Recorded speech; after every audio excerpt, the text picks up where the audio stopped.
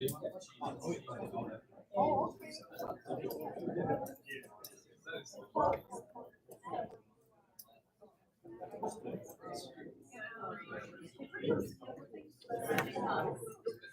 I don't see anything right now. I see we're live, but I don't see anything coming through. Sorry about that.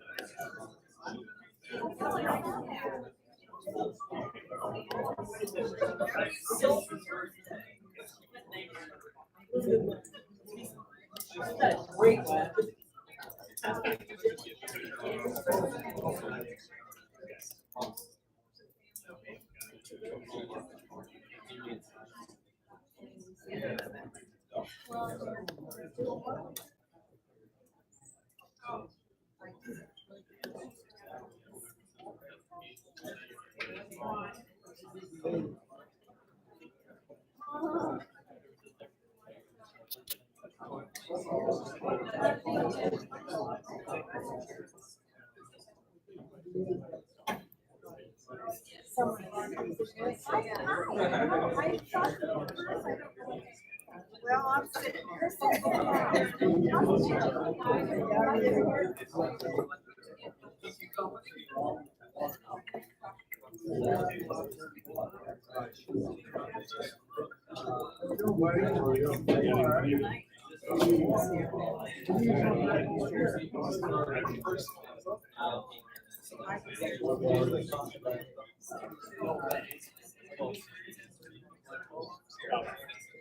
Good.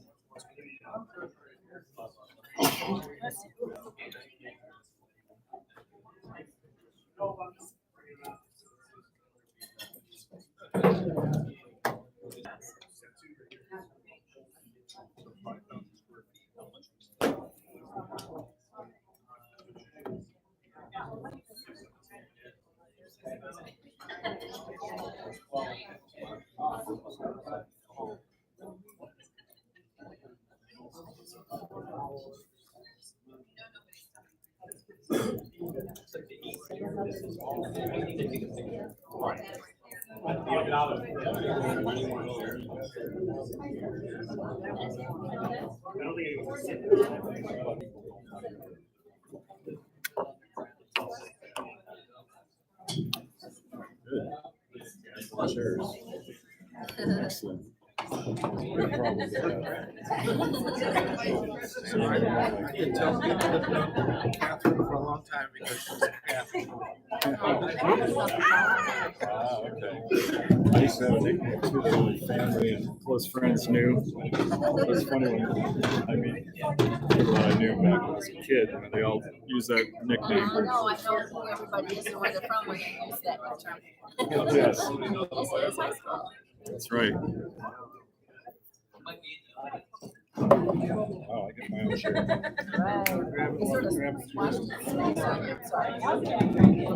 It's quite all right.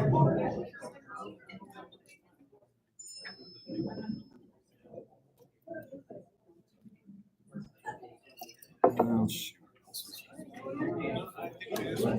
Two extras.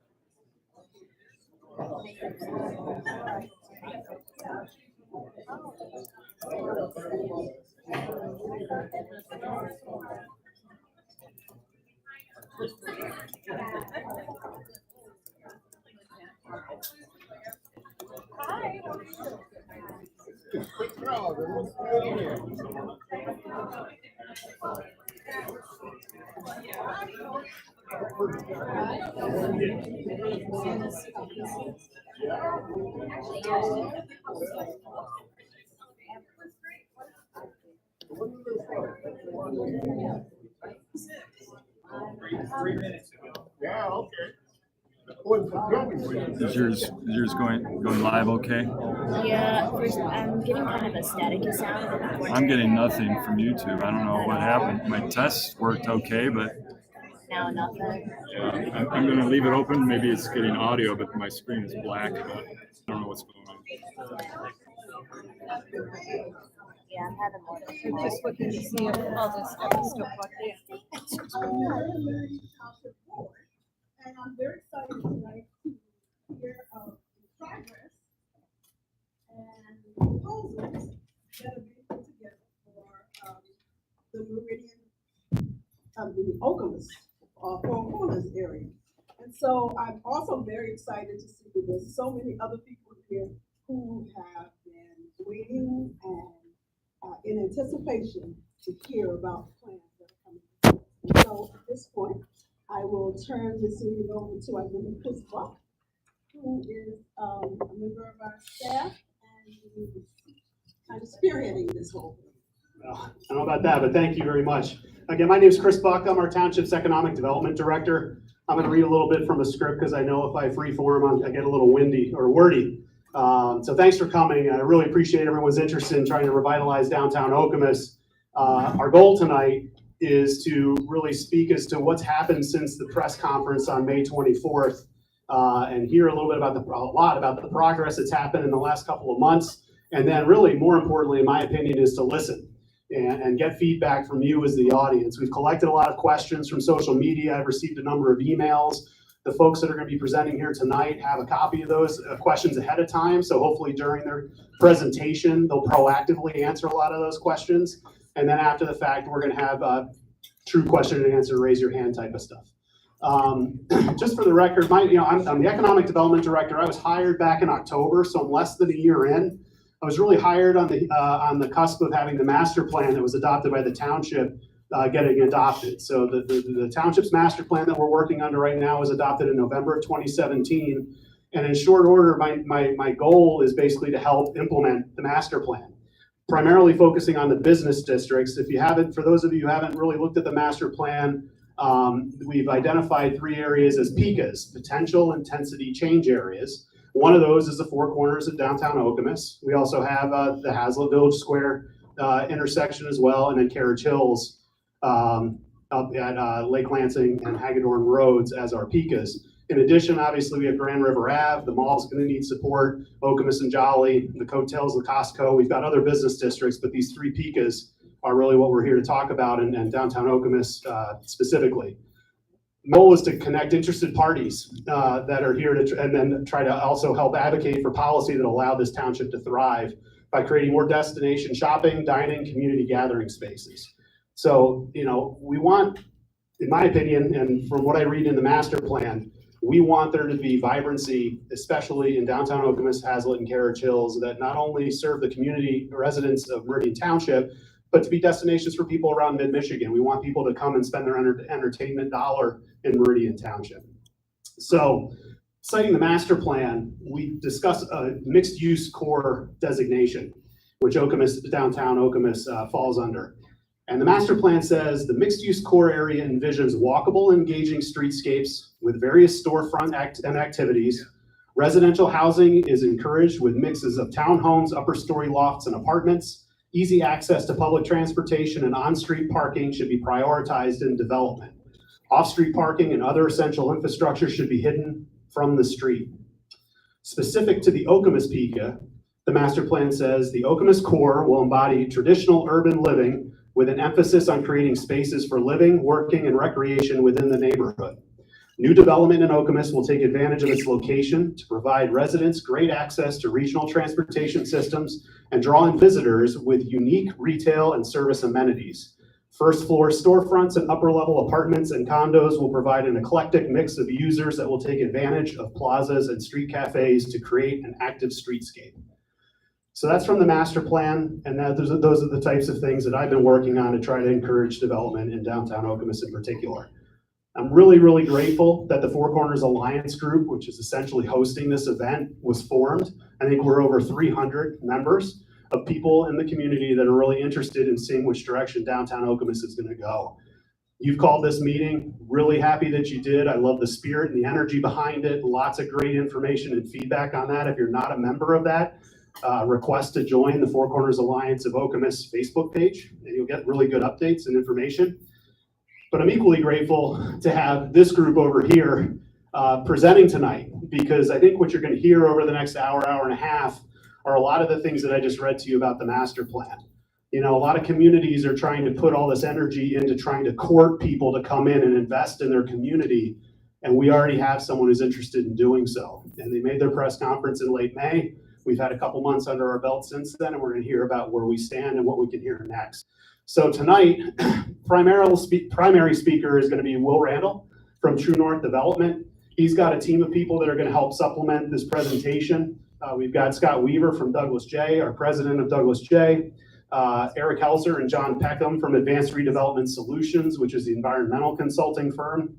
We've got Jamie Burton and Genti Hakimi from Hubble, Roth, and Clark, who are the traffic consulting engineers. And we have a variety of architects that have been working on the project behind the scenes. They're from a couple of different companies, so I'm not going to name them all off, but they'll be introduced as they speak. And then in addition, we've got Ingham County Road Department officials here in the room. We've got elected officials. We've got various township staff. So I think we're going to have a great productive presentation and question and answer. And I want to thank you all for coming out tonight. Yes. Real quick, a little disclaimer from your township supervisor. There is no plan that's actually been submitted to the township or approved by the township.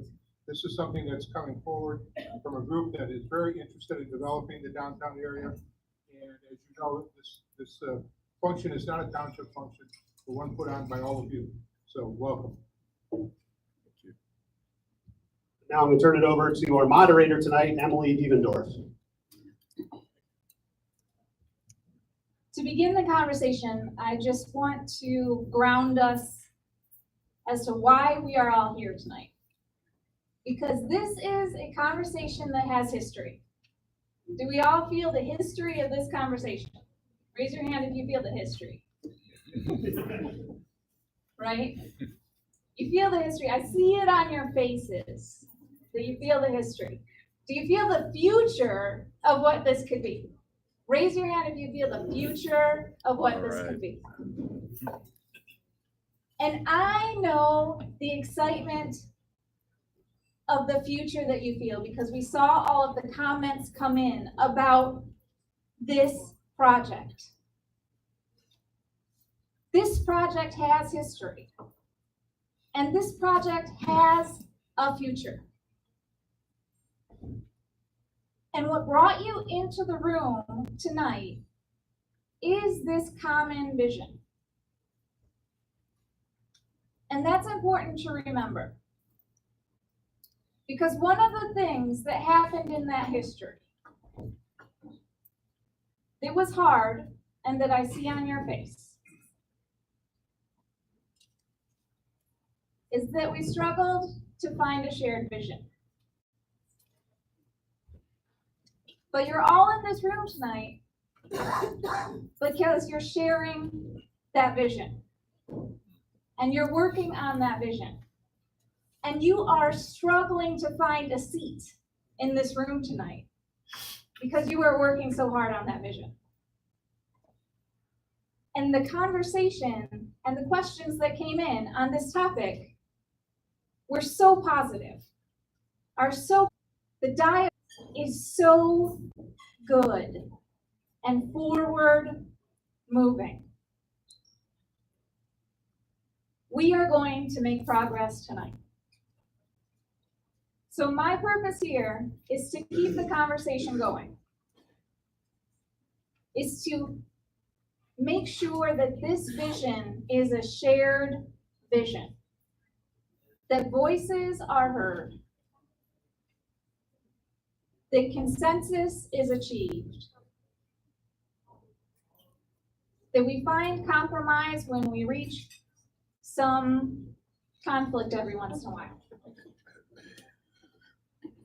That this time we create a downtown that we all love because it's time. And I see a vision. And I think we're ready for it this time. Are we ready for it this time?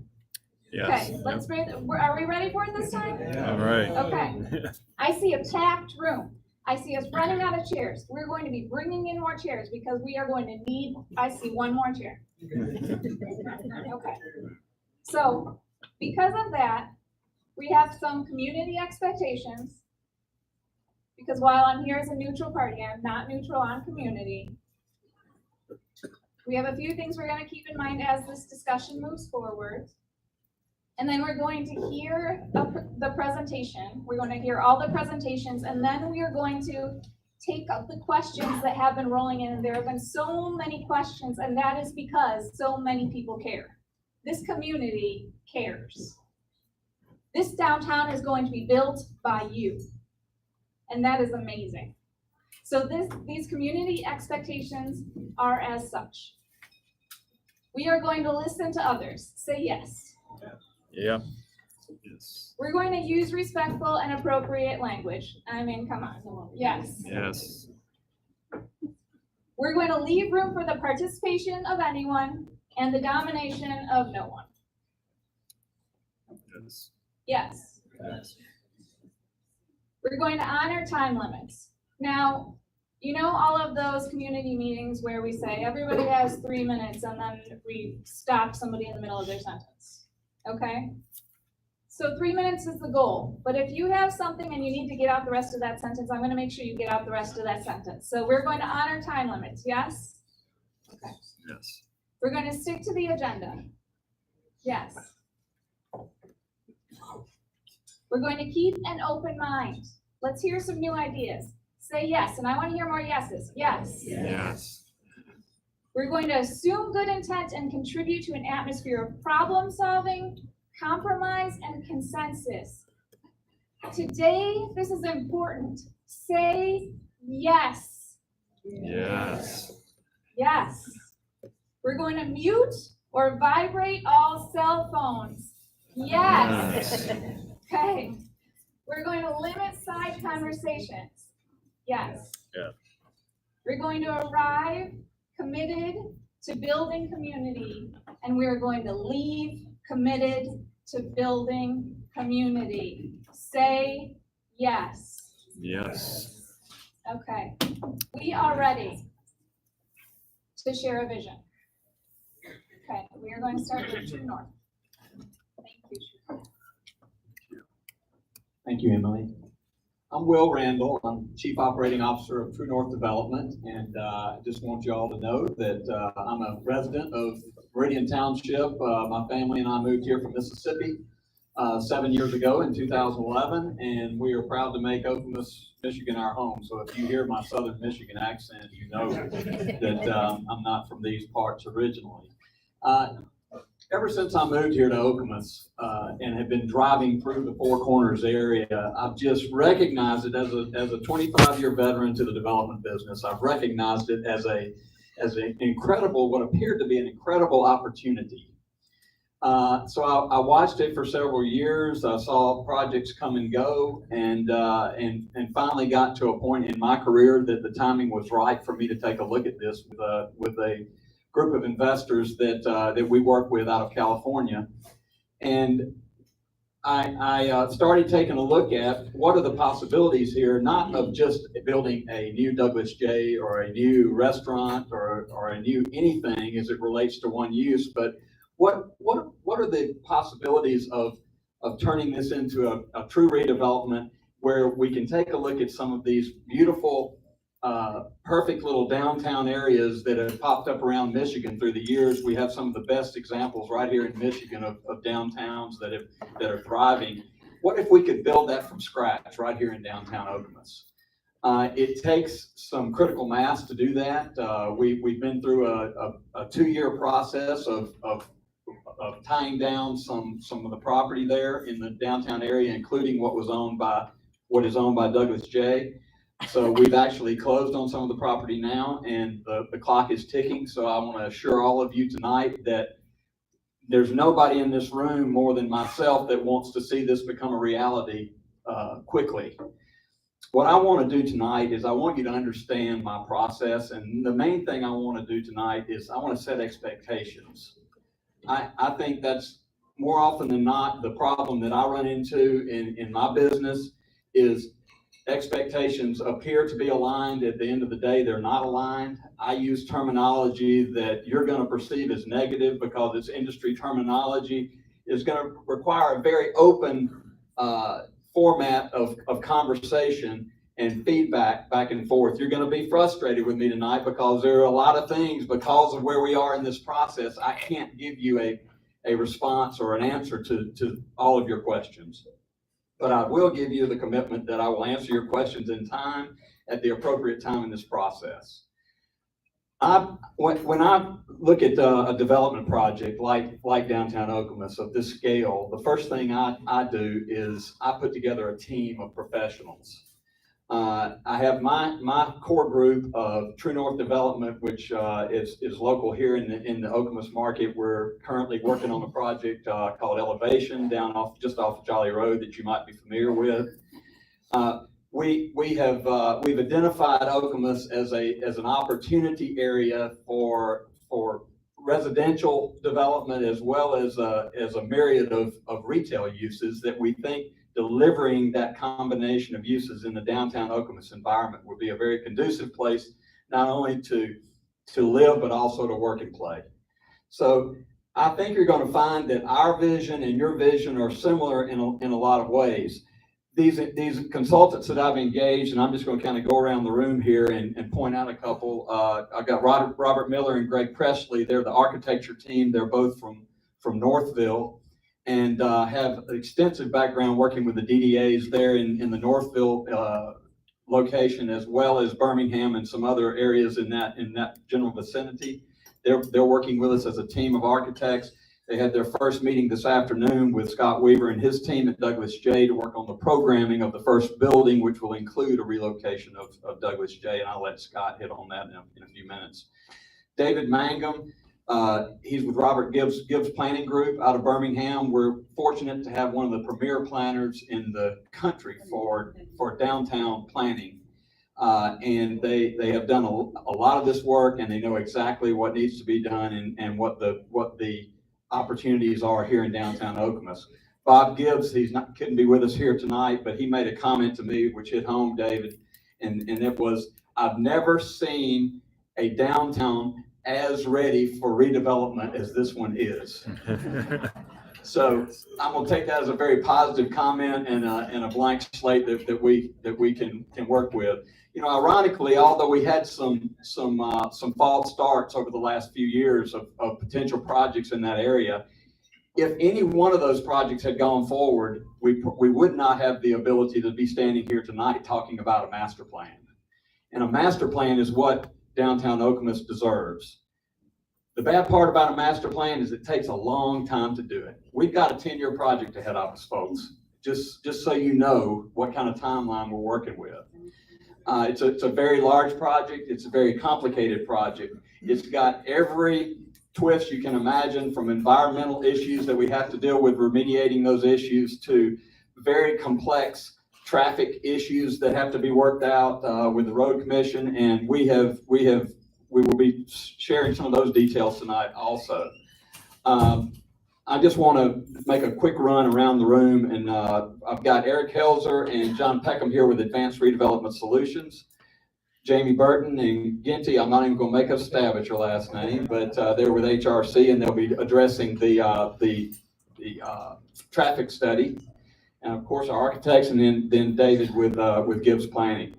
We're going to try to talk less and listen more tonight because I know you all have questions, but I am going to step you through just a couple of slides just to let you take a look at and see what we're using to drive our vision right now.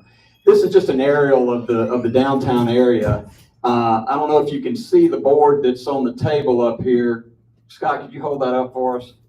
What you see outlined in red is the area that has just been set up as this PICA district that has this took a big leap of faith for Meridian Township to do this, but basically the density requirement maximum density and the heights of buildings in that particular area they have the ability to approve buildings up to 60 feet in height or 5 stories, as long as the top story is set back from the primary facade. So the high density area of downtown development is in those 5 blocks. We are focused on the blocks west of Okemos Road. We'll be starting with what we call Block E, which is, nope, that one. The one with bottoms up on the corner. It just for everyone to recognize where we are here. We early in the project, we started a conversation with the Road Commission because, again, my belief is to have a very collaborative approach to development. So we have engaged the Meridian Township staff as well as Ingham County Road Commission and to get involved with us. HRC conducted an in-depth traffic study, and the scope of that study was set by ourselves as well as the Ingham County Road Commission to make sure that what we ended up with is the data we ended up with would give us what we needed to make some decisions. Obviously, there's a primary concern of moving 40,000 cars a day through this intersection. That's the unfortunate reality. Well, why don't you just build a bypass around downtown Okemos and take it back for pedestrians? What a great idea. Doesn't work. Let me tell you why. We have 3 primary north-south routes through Meridian Township. They all 3 have something in common. Anybody want to take a stab at what that is? Red Sea. They cross a river. The river crossing costs more than the road costs. It's a tremendous financial obligation to build a bypass around downtown Okemos. So what we have done is we've taken a look at, let's focus on the west side of Okemos Road. Let's make Hamilton our main street. And let's create a streetscape at that point, looking down Hamilton with retail on both sides of Hamilton Road. Now, what I'm showing you here only has the detailed blocking of the block to the south, but that's the concept. We're also wanting to look at this from the vantage point of, we've got a high density area with the 3 blocks that we're looking at here, but we're also adjacent to a tremendous underutilized park. So we are taking a look at how can we take the programming of the downtown, tie it to the park, using the park as the open space that comes along with a really cool redeveloped downtown with strong connections to the park and to the river. That gives you a general overview of what we're looking at. We're also in a situation where we've got tremendous amounts of infrastructure that have to be redone in this area.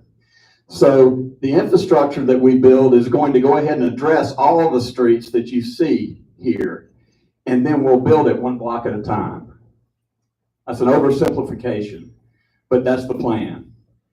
So we believe that we've done some initial market studies. We believe that demand is here. As far as the tenants are concerned, from a residential standpoint, I think we're going to end up with a mix of for rent and for sale product. I think we'll end up with a mix of various products, but here's my line. It's too early in the process to set those numbers right now. Right now, we're looking at what is the density, what are the total number of units, regardless whether they become rental or for sale units. What I can assure you of is this is not a student housing development in disguise. This is not a student housing development, and I want to emphasize that, and I'm not going to go back to that, but you'll see as you are privy for us to share some of the results of the market studies and research we're doing, we'll be glad to share that with you and see that this is not a student housing play whatsoever. The challenges of Okemos Road and the traffic really drove the decision as to how we arrange things. I think it's probably appropriate, Jamie, that we talk about the traffic first, because I think that's one of the primary issues this crowd is wondering how we develop. Just so you know, our goals going in are that the tenants that live on this block will park their cars subterranean below the block. We have a parking lot that occupies the entire footprint of this block. And the buildings, it also becomes the foundation for the buildings that are built in the perimeter. The nice thing about that is you have a continuous streetscape facade around every block, and that's our goal as we continue. The streetscapes aren't complete until you do both sides of the street, so that's our goal, to get there as soon as possible. All of this is very conceptual, so treat it as such, please. The questions, I'm going to wait until after the presentation. Hopefully some of your questions will be answered during the presentation, and we'll address, if that's okay. So I hand up. So we've got this issue of 40,000 cars. The first thing we wanted to talk about doing is, what about parking some cars on Okemos Road to calm the traffic? Well, it became evident to us that with the number of cars we've got to continue to move through that area, right now it's not a reasonable alternative to turn Okemos Road into anything but what it already is, and that's a primary way to get from north to south. So that's what we're dealing with, and we're doing our planning of the development itself within this context. I'm going to let Jamie Burton talk briefly about the process that he went through as it relates to the traffic study, and don't get in the weeds, just give us an overview. Thanks, Jamie. Thanks, Will. Our firm, in conjunction with the Ingham County Road Department, spent time really in the whole area. Traffic is not just this intersection. Traffic is how it relates to all intersections around this. Did some traffic counts, did some traffic monitoring with cameras. We put cameras up and watched as people turned and took counts, and ran it through modeling, typical traffic modeling, which is adequate for this stage of development. And based on that information, and shifting the focus off Okemos Road, really onto Hamilton, as Will describes, we were able to go through a series of road improvements, not too substantial, but some road improvements, restriping some of the different pavement, 3 new traffic signals. Okay. Stop that again. 3 new traffic signals at all 3 intersections here, and optimizing those intersections, optimizing center left turn lanes through the development, making opportunities for cars, not just moving cars. Yeah, that's one element. I think people get hung up on that, but also safely moving cars through this development, providing opportunity for dual left turns on split phases so cars aren't going at the same time, and really bringing this traffic and letting it move through both directions, and also emphasizing, you notice the median, the street trees, the pedestrian scale here will provide traffic calming naturally here. The size of the building, the pedestrians, the walks, the trees, the streetscapes, the lighting, all will provide opportunities. Visually, people will slow down a little bit. In addition, the street signals, people won't do through one signal speed up signals. So we've been able to, again, through road improvements, striping, and utilizing existing, and signals and signal optimization, the models currently show that we're able to maintain or improve all traffic turning through this area, okay? If you waited there for a minute, you might wait there for 50 seconds, 55. I'm not saying we're making this perfect, but nonetheless, we're able to show all that, provide that information to the road department. As we move forward, the devil's in the details. And that's not just the block E development, No. that's a completion. Yeah, so thanks, Will, I was gonna end on that. It's about for stealing engineer's thunder, okay. But what we looked at it, that will improve traffic. And the point of this I want to make is it's not just that. You take the natural growth of the region, the area, and what that does to traffic. And then we overlay the full possible highest densest use of this development and use those numbers to calculate this. Okay, so that's not just improvement when this, building, or just the improvements without buildings. It's not just when the improvement with 2 buildings or 2 blocks. It's the whole development plus the growth factor was included in that. So that information is, will keep being developed. will be provided, I'm sure will be provided to the township as we move through the approval process.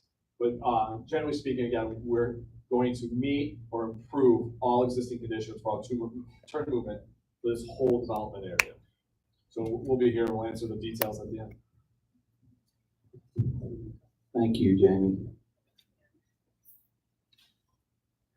I'm gonna let David Mangum take the microphone now and talk a little bit about some of the images and ideas that drove our vision. And again, this is about setting some, the realistic expectations as it relates to what I'm thinking and what you're thinking as it relates to the project. So David, if you want to step through those and give a little background on what you've been asked to do. Sure, thanks, Will. We've got a variety of experience across the country and locally at developing what we would call mixed-use town centers or mixed-use villages. One thing that I can say is none of the images I'm going to show today are taken from any recent Michigan projects, and that's because there aren't recent Michigan projects.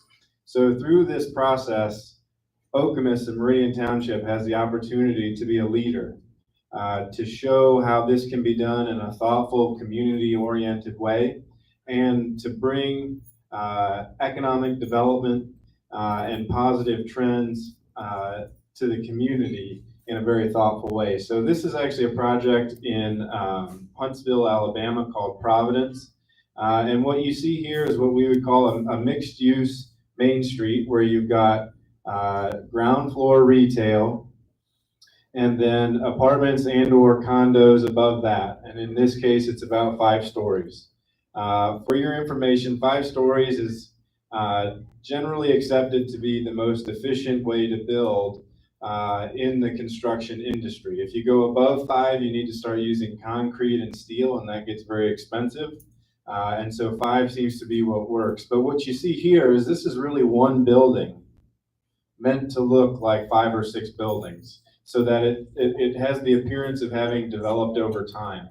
And that's a core principle that we brought to this project and will support it throughout the whole thing, which is we need to make this look like it was here a long time ago. It didn't just spring up overnight, and it's not gonna have all the fanciest modern architecture. This needs to be a community-oriented design. This is another project called the Village of Hendricks in Arkansas.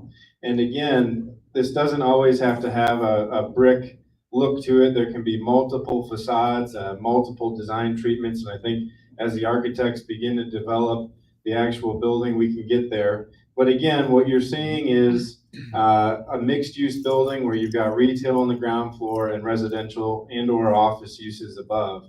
And what's essential for that is we want a place that people can live, work, and play. You've got a lot of great employers in this region that are trying to attract talent. And all of the demographics studies show that folks want to live in mixed-use places where they can walk to a coffee shop and do their everyday life without having to get into a car and drive 20 miles. This is another project out of Connecticut. Again, one building meant to look like multiple buildings. And this is another, again, trend-setting project out of Atlanta. Same idea, except that there are going to be some parts of this project that don't have retail on the ground floor. There's going to be some residential buildings, but they can still have a downtown feel to them. And of course, landscaping, trees. This needs to, of course, be designed with all of the landscape treatments that are deserving of a pedestrian-oriented environment. I want to talk a little bit about how we, basically, the purpose of the block diagram, challenge to see what density we could reach, what the project looks like if it could reach, based upon the land we have to build with and the parameters. Sure, yeah. So early on, we've been testing what these blocks can support. And what you have here in Okemos is a traditional grid. It's not going to win anybody a landscape award, but it's really a very efficient way to build. And it's the way people have been building cities for hundreds and probably more years. So the way that we came to this original concept was first figuring out what we needed for the roads. Okemos Road, again, will involve some restriping and actually widening slightly of the road to accommodate the increased traffic. So that took away part of the developable area. And then we looked at how cars could move through on Hamilton Road. As you know, right now, it's kind of a 3-lane road, a very wide road. Originally, it's our understanding that it was intended to have a train go through the middle of it, which is why it's so wide. Usually a street like this, historically platted, would have been about a 66-foot wide right-of-way. It's a 100-foot right-of-way here. So we had to come up with some clever strategies, working with the engineers to find a way that this could facilitate the traffic, but still have an urban and pedestrian feel. And from there, we were able to define where we could put our buildings and look at how we could park. Again, as Will mentioned, the uses that are going to go in these 3 and 4 buildings will be parked on this block. And so it's a combination of where can we build, how much can we park, and then we find the building that can work best for that.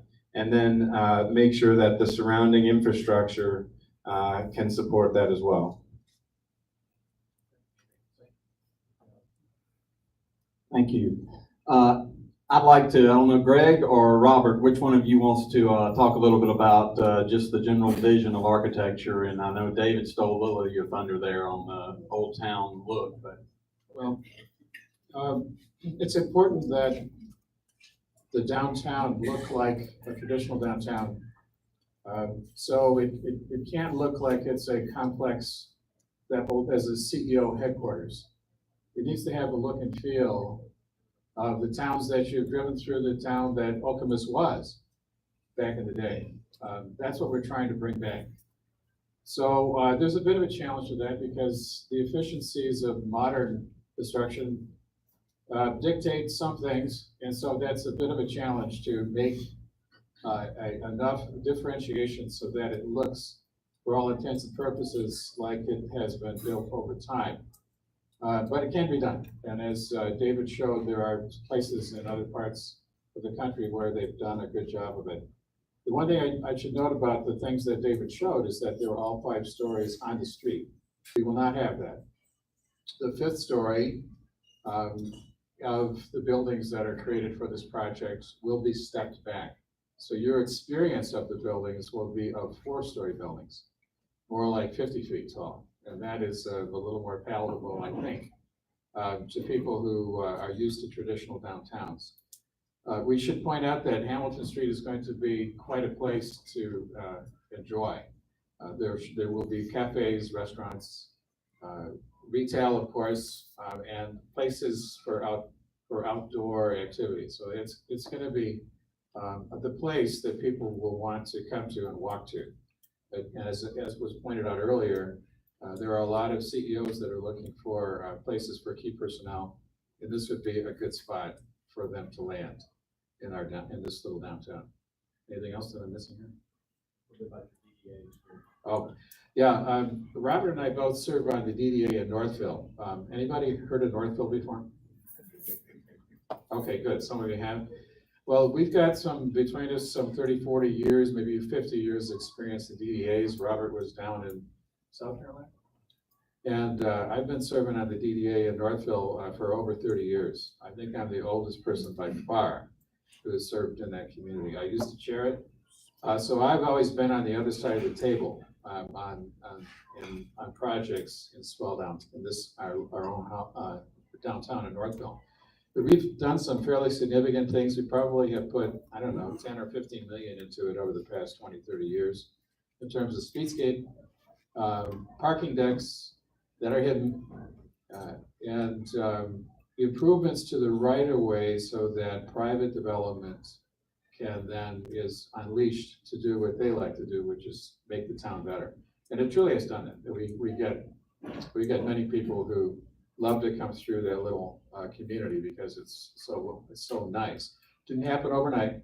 But that's what we're going to do here, and I'm glad that Will pointed out. This is gonna take some time.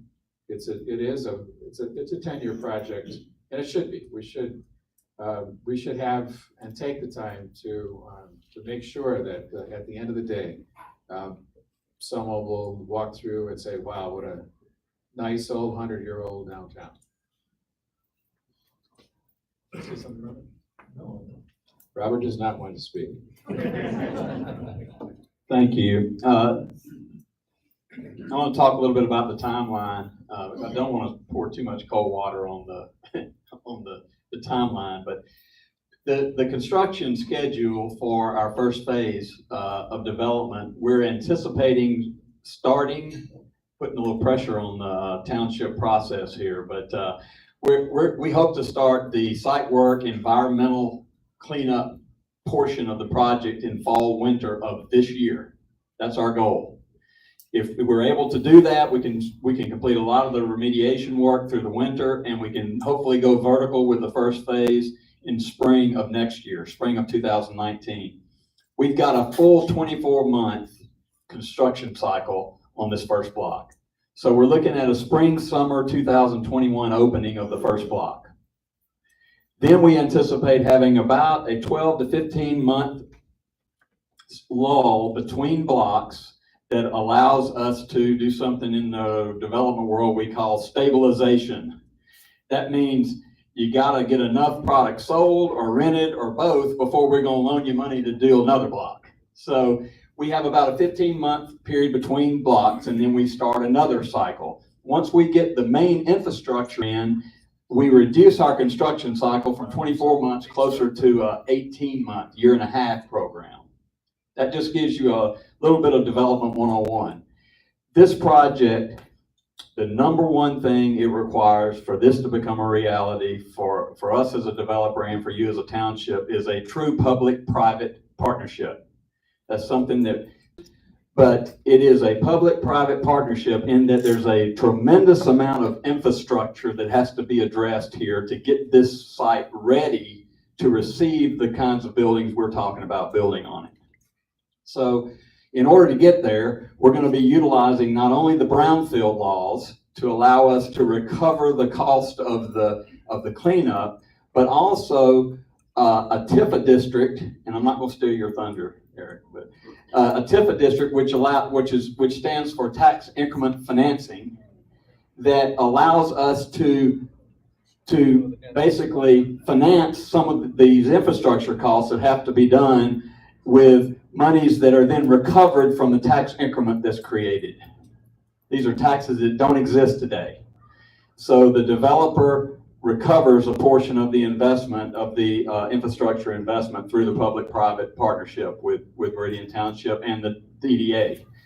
I'm a part of the DDA along with Scott and some others in this room, but the DDA has been very active and has come to the plate to make themselves available as the vehicle to issue bonds that we can go after this TIFA concept. This is a big city way of getting infrastructure put in the ground with private funds, and I'm looking forward to hopefully utilizing that here in Meridian Township. So we've got the infrastructure issues, but in order to get to this point up here, we've got to take care of this environmental cleanup. And Eric, I'm going to let you talk a little bit about what's ahead of us in the environmental side of things. Thank you, Will. So we've been tasked to focus predominantly on the first block, Block E, as we all call this. And for all of you that are from this area, you probably know the history of what occurred downtown and the types of businesses that were downtown. We have a historical dry cleaner that is on the corner in this particular location right here that caused our initial heartache when we started to evaluate the amount of work that has to be done in order to properly remediate that site and also make the development safe for human health, as well as protect the environment, being that we're so close to the river, and we want to make sure that we do a good job to reducing any kind of contaminants that are there. Also historically, for those of you who've been around a long time, this is one of the sites of the original gas stations that have been on the property where Bottoms Up was located. Building was one of the original buildings and has been modified over the years. And if you really look at it, you could see how it was a historic gas station. We also have some prior use that occurred throughout the property because it has been a pre-developed site. Whenever you have pre-development, it's gone through several iterations of redevelopment. And what happens in that is buildings get demolished. When these buildings get demolished, the backfill goes in.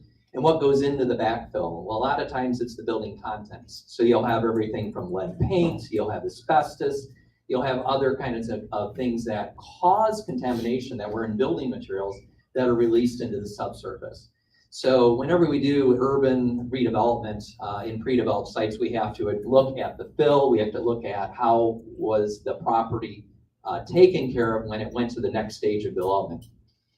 We also have to look at other sites. We have to look at surrounding properties. And being that this is the next block, this is another location of a former gas station site. I think it was a Clark, if memory serves, it's a Clark gas station, and is also a listed site by the DEQ. This corner property is also a priority site listed by the DEQ, which is the dry cleaner, and I forgot to mention that before.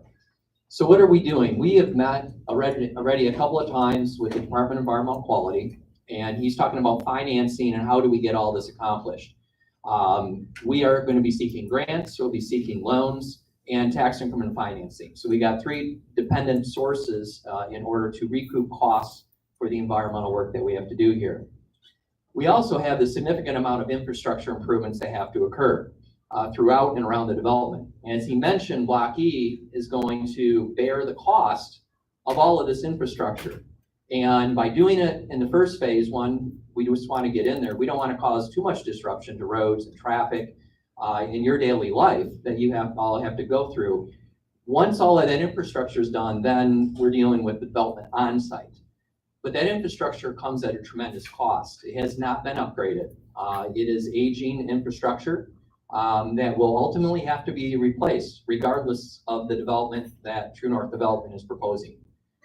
So we're proposing to take care of that, and along the way, the reason we've talked about downtown development authorities is downtown development authorities through a TIFA district, which you have one in downtown Okemos currently. It was approved in 2006, but it was limiting from the ability to pay for these types of costs. So what we're looking at is developing some modeling, and that modeling will look at if nothing happens in these blocks, what kind of tax revenue would be generated? We know what the history has been, and it's been kind of going downhill, unfortunately, in these blocks. So there's very little revenue, tax revenue, that's coming back to this community. So then we look at, okay, what can a development do as True North is proposing? Leveraging that development, leveraging that developer's investment, their taxes that they pay, we're looking at the incremental increase in taxes to go towards those types of activities. So not just the brownfield, but the infrastructure improvements. And that can only be done through a DDA. Unlike other communities, like the city of Lansing, for example, or the city of East Lansing. Those 2 communities right here in our back door have the ability to go after state portion of taxes to pay for these types of things because they're called a core community. There's a certain number of communities in the state that can seek these types of reimbursements. Unfortunately, Meridian Township is not one of those communities, and downtown Okemos is not as well. So we have to work with the tools, the limited amount of tools that we have within our community, make the best of them. So we have combined the Downtown Development Authority, TIFA district, and the brownfield in order to address the environmental to dealing with these and supplementing the balance with grants and loans from the state as long as they're available. And those types of programs are dwindling in Michigan. So that's kind of my overview and how we're going to tackle this. We do have a plan, and it's going to take a lot of approvals. To emphasize what the supervisor had said, we have not made any applications for any of these funds. We're in the process of evaluating them. We have a lot of heavy lifting to do. Meridian Township has been great. They've been at the table with the township, discussing with the developer, I should say, every step of the way, and they're looking at all the possibilities to make this reality. So we're looking forward then to being a partner in this partnership that Will has mentioned. Otherwise this project will not happen, or really any other project for that matter. Okay, we've talked about the infrastructure, the roads, the traffic, the construction schedule. A key piece of this project for me has been the relationship I've formed with Scott Weaver and Douglas J from the beginning of my interest in the project. A key component is to have a anchor for a development. In particular, I want an anchor for each and every block that we're developing. It's very difficult to fill retail space prior to that space being built. So with Scott Weaver at the table with us, we bring the development expertise. He brings the ability to act as the anchor tenant for us in this first block. And these 350 visitors a day that he's currently getting to downtown Okemos in its current condition, we feel like he can be a tremendous asset to downtown Okemos as the first building block for retail. And Scott, I'm gonna let you just say a few words just to bring the crowd up to speed on how you got here. Thanks, Will. And thank you all for putting this together and being here this evening. A lot of familiar faces and a lot of new ones as well. I was born right here in Okemos and spent most of my life here. 50 years ago, my mother and father opened a little salon in a house that is actually buried inside of the existing building that we work in and work out of today. I told this story before, so if you've heard it, I apologize, but I remember sitting at the table, and I think it was a bar napkin, that he sketched out a vision for the downtown Okemos.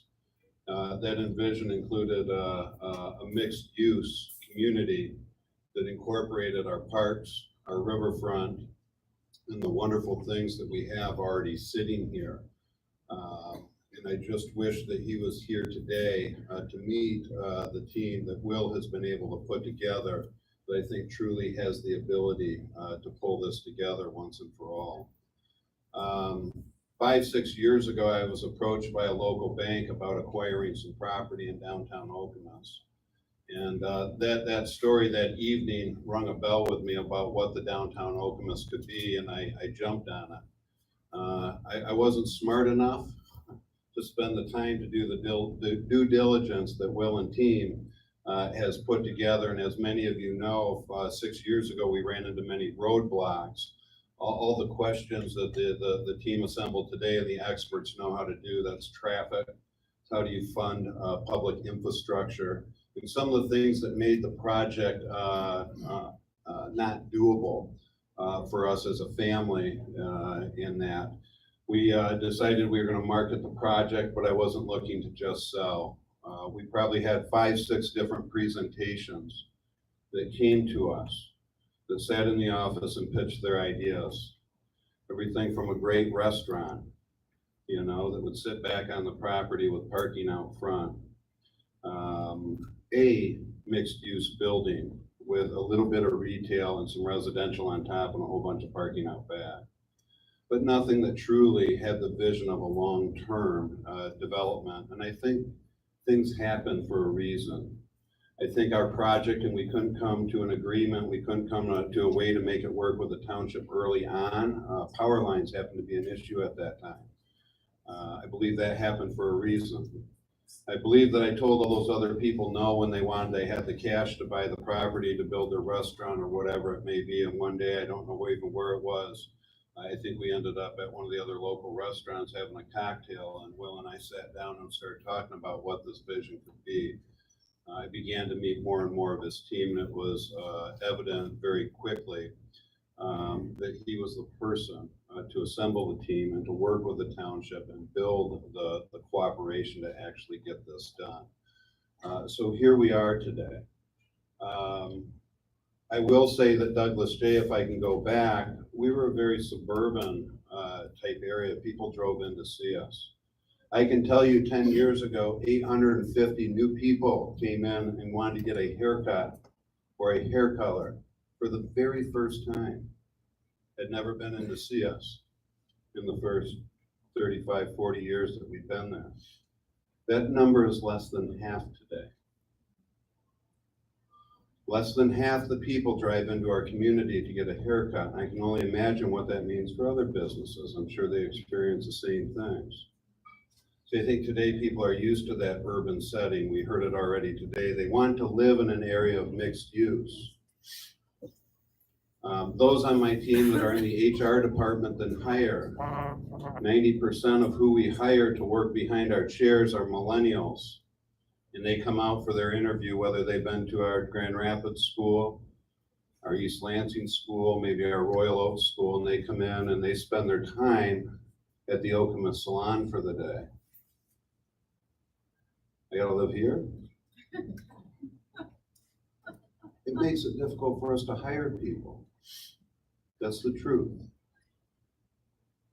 So I think we're prime. I think someone had said that this community has never been more prime for a development, a mixed-use development, and I believe in that wholeheartedly because I see it in our business. I also heard this is not going to be student housing. I've got one of those 5 miles down the street where we service that. I wouldn't be sitting here today if there was anything in my heart that believed that this was going towards student housing. Those aren't the ones that come into our salon spot to fill it anyways. So I think the right team is here. I think it's the right time, and I think now is the time to do that.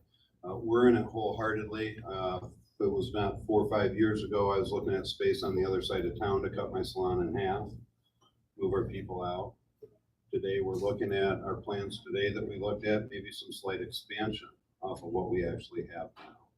We're also looking at bringing our offices and the professional, the jobs and some of our resource team and moving them back down into a development here in the Meridian Township as well. So, Will, I thank you. I'm glad I had the patience. I'm glad that we were brought together when we were. And again, I'm going to assure that I don't think I've ever talked, and all those people that I talked to, that were more concerned about what the community felt and that the community had a place at the table to be there. So I think that we're ready for this, and I thank Will and certainly everybody that I've had the opportunity to meet on the team to help bring this together, because I know it's something my father and mother envisioned many years ago. And we tried, and I just wish it could have come a little sooner. But it's here today. So Will, thanks. I'm gonna turn the microphone back over, and I will stick around too for any questions Douglas J. related. Thank you, Scott. Kate, are you still here? There you are. Another key team member I just want to introduce, Kate Snyder with Piper and Gold. She's part of our team, and she's in public relations business. And Kate has been charged by Scott and I, she's been engaged with us more than a year now, to control the message and manage the expectations. And I think that is a key part of our approach to development, in that we're always trying to go back and cross-check to make sure that we've got a message to deliver that's accurate, that's understood and clear. And so she and her team have been involved with us from the start to make sure that all the communications flow properly. Scott, your involvement in the project is critical. And as the first building comes together, the group here will be seeing some feedback as to what that building looks like. I've got one chair that's vacant in my team table right now, and that chair needs to be filled by this Four Corners Alliance. Normally, I'm talking to groups that are coming out in opposition to try to stop me from doing something that I think as a developer I want to do, and I don't think that's the case here tonight. I think everyone, just like me, wants to see something and wants to see the right thing happen at this location, and locations like this do not come along every day. This is a project of a lifetime, and I'm planning on dedicating a big part of the next 10 years of my career, and hopefully maybe I'm done at that point, but I don't know that at this stage. But what I want to do, Emily, is I want to engage this group, and I want to harness the information, the ideas, the energy that you have, and I want to have the ability to bring that into my process at the appropriate time in the appropriate way. Obviously, I can't unfortunately have a one-on-one conversation with each and every one of you about what your desires are in downtown Okemos. I want to hear that, but I want to make the system that we put in place practical for you as a group so that you get timely feedback, and for us so that we can utilize the information from this group, because I see a cross section here of individuals who will be retail customers and or be tenants in some type of housing in a new low maintenance lock and leave type environment. So I'm going to stop chatting. I'm going to turn it back over to Emily, and we're going to start to address some specific questions that the group might have. Thank you for all of the answers you have already given to so many of the questions, and the fantastic presentation that everybody was able to give. So thank you so much. And let's take advantage of everybody being in the room right now, because you have a chance to engage right at this moment. We are going to go through the questions that have already come in, and some of the questions that have half been answered already, to make sure that they have been addressed to your satisfaction. So I will ask again some questions that may seem to have been answered to make sure that they have been fully answered to your satisfaction. So if you've asked a question that say may address traffic or something like that, and they have come up in the presentation, I'll just say that the presentation fully vet what you have in mind, and you can say yes, everything has been covered, and we can move on. Okay. So first, there was a question that was thrown out about landscaping on Facebook, and the question essentially addressed the phases of the project. And you did bring up that all of this is not going to be done at one time, that there would be several phases to the project. This question was, will anything be done with the current landscaping situation as of right now, especially the roundabout, sprinklers, weeds, the very long grass in the spring? We can spend $1 million, but if the landscaping is not well maintained, it will still be an eyesore. Will the residents be forced to take care of the landscaping? Will the city or county step up to do it? So even though the project that we are talking about tonight will take many years to be completed in full, is there a plan to address some of the landscaping concerns that the community sees as a problem right now?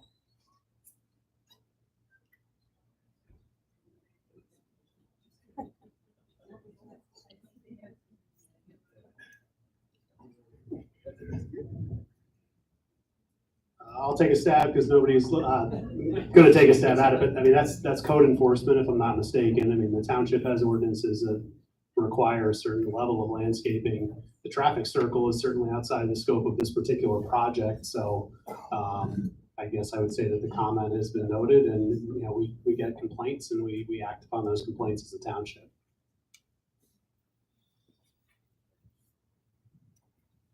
So the complaint has been noted, essentially. It's been recorded with the township. The next question was concerning power lines. The question is, I know the current plan is to raise rather than bury the power lines. What do we have to do to get them buried? What are the chances that we can change the plan to bury the lines? This is a good one. I would love to have these lines buried. They're in the power business. There are two different types of lines. There are transmission lines which move power, lots of power from to get it to the areas where it's consumed. And then there's distribution lines that take that power and distribute it through the community. What we have down Okemos Road, whether we like it or not, is a transmission line.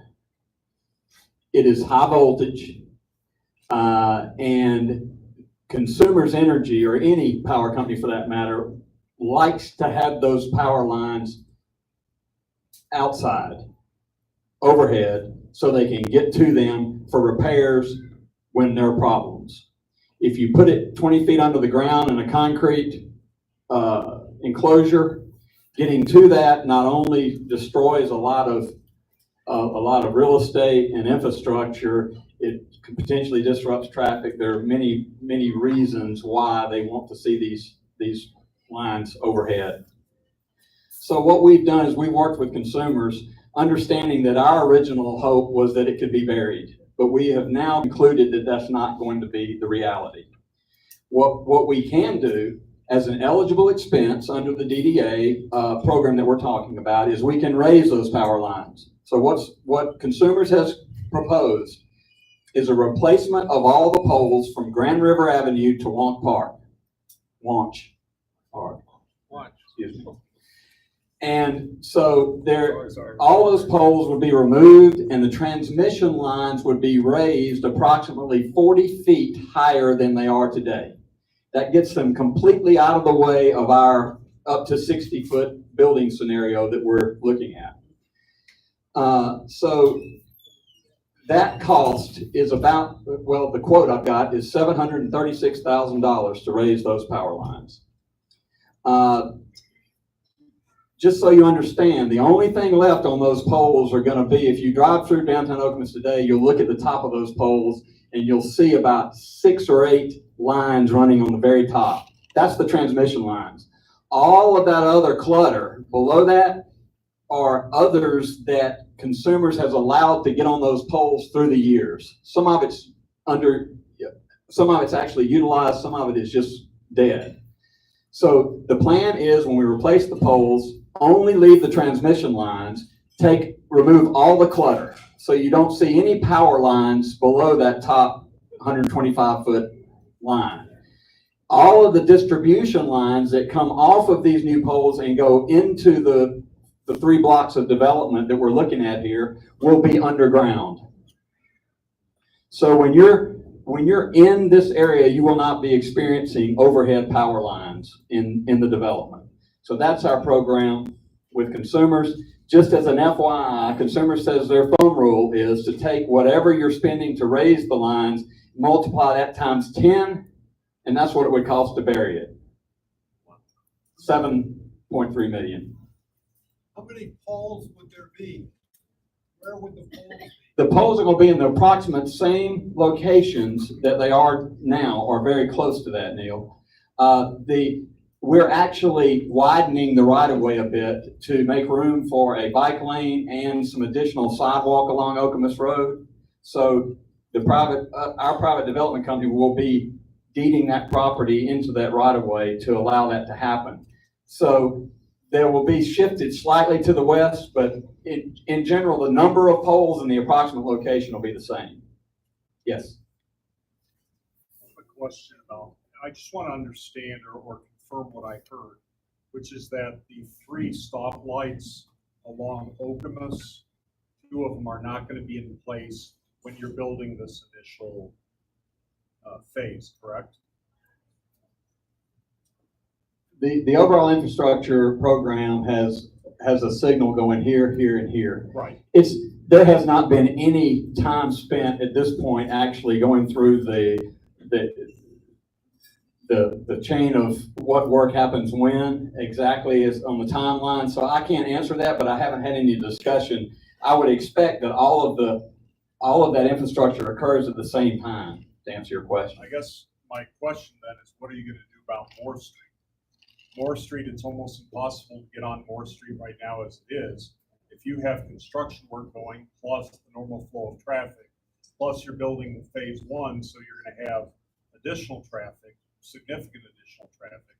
What's going to happen to Moore Street and the businesses on Moore Street? We'll be putting action plans in place as we move forward. Phasing strategy is one of the most complicated pieces of what I do, because you want to make sure that you don't disrupt businesses during construction. You also want to make sure after you finish the block that you have some sort of normalcy, that those people who choose to live there early in the project can live there without interruptions of traffic issues as well as construction traffic. So that I'm giving you a loaded answer to a loaded question. We really don't have an action plan yet because we don't know the specific timing or the exact depth of what we'll be doing at any given time. That process will be coming together. If you could just hold the rest of your question until we get through the rest of the questions that were sent in, and then we'll come back to any additional questions that are from the presentation. That question was, have I adequately addressed the Consumers Energy Power Pole Raising Program? Okay. But if you could stay here for just a second, because you started to address talking about how you were going to be making the plan walk bike friendly. And if you could expand on that and talk about how you would be planning to do that, but also if there would be a pedestrian bridge or path to connect the parks. It's too early in the process currently to give you an example of what that looks like. It will be coming together. Our first step in this process to get our site plan finished, we had to arrive at what do the roadways look like? What's under those roadways? What has to be replaced? What's the financial mechanism to pay for all that? We want to have interconnectivity, and what I've told my planners is we want to be able to connect from downtown Okemos into the regional pathway plan. Biking and walkability for this area is of utmost importance for us. But the detail-oriented piece of the project, we're not there yet on the planning side. You'll start to see all that come out during the Meridian Township process that we'll be going through over the next several months. So I'm not trying to dodge the question. I just don't have any detail at this point to offer there. As the plan evolves toward making the plan walk bike friendly, will it be possible for the community to be a part of that conversation? Okay. There is a community member who would love to see a fountain or splash pad, some kind of water amenity that would be family friendly. Is there anything that is being dreamed up in the plan for something like that? We're dreaming about the same thing, so somebody's reading my mail. What we're doing is we're having a conversation with Luann Maisner, who heads up Parks and Recreation for Meridian Township, and we're talking about how can we program all of this to work together? How can we engage the park with new activities and things and improvements in the park? And how can we interconnect that with the downtown area? We've got to create an experience here. So the first thing that's in your face to me is that Meridian Township we've generally done a very poor job engaging the river. If you don't know the river's there, you don't know the river's there. There are very few, if any, ways to really enjoy that river. And this river, not that long ago, was one that you're not necessarily going to go swimming in, but it's changed dramatically. And I think we have a tremendous recreational value. And to get this amount of river frontage within a development is unheard of. So we want to engage that river frontage. We want to engage the park, and we're going to be looking at improvements in the park that could possibly be, again, a public-private program. There are big plans for Launch Park. There's a master plan for Launch Park that's pretty aggressive. And what we'd like to do as a private developer that's engaged in the area is to parlay with that public sentiment for some improvements and look at putting some possible private, i.e. Splash pads, those types of things in the park that's already there, because we've got such a tremendous amount of great property there to utilize. Will there be a breakdown that the community can see that explains who is funding the project, what entities will own it when it's completed, what portion will be retained by the developers in terms of rentals, etc., what portion will be available for private purchase, and what portion will be paid for by public government grants and other such funding? Too early in the project to nail all that. It's information that we wouldn't mind sharing, general information at some point in the future. But right now, this financial structure, it's still, state of working out all of it. But as those things come together, that will be transparent. Whatever is public information, I'll be glad to share it. What amenities are you proposing? Will these amenities be available to everyone, not just those living in the development? Yes, everything we're looking at doing is public, right? So the amenities, although the residents obviously will enjoy them because they live there, all these improvements will be public improvements. Can everybody hear what he's saying? He said all of the amenities that they're looking at providing would be public amenities.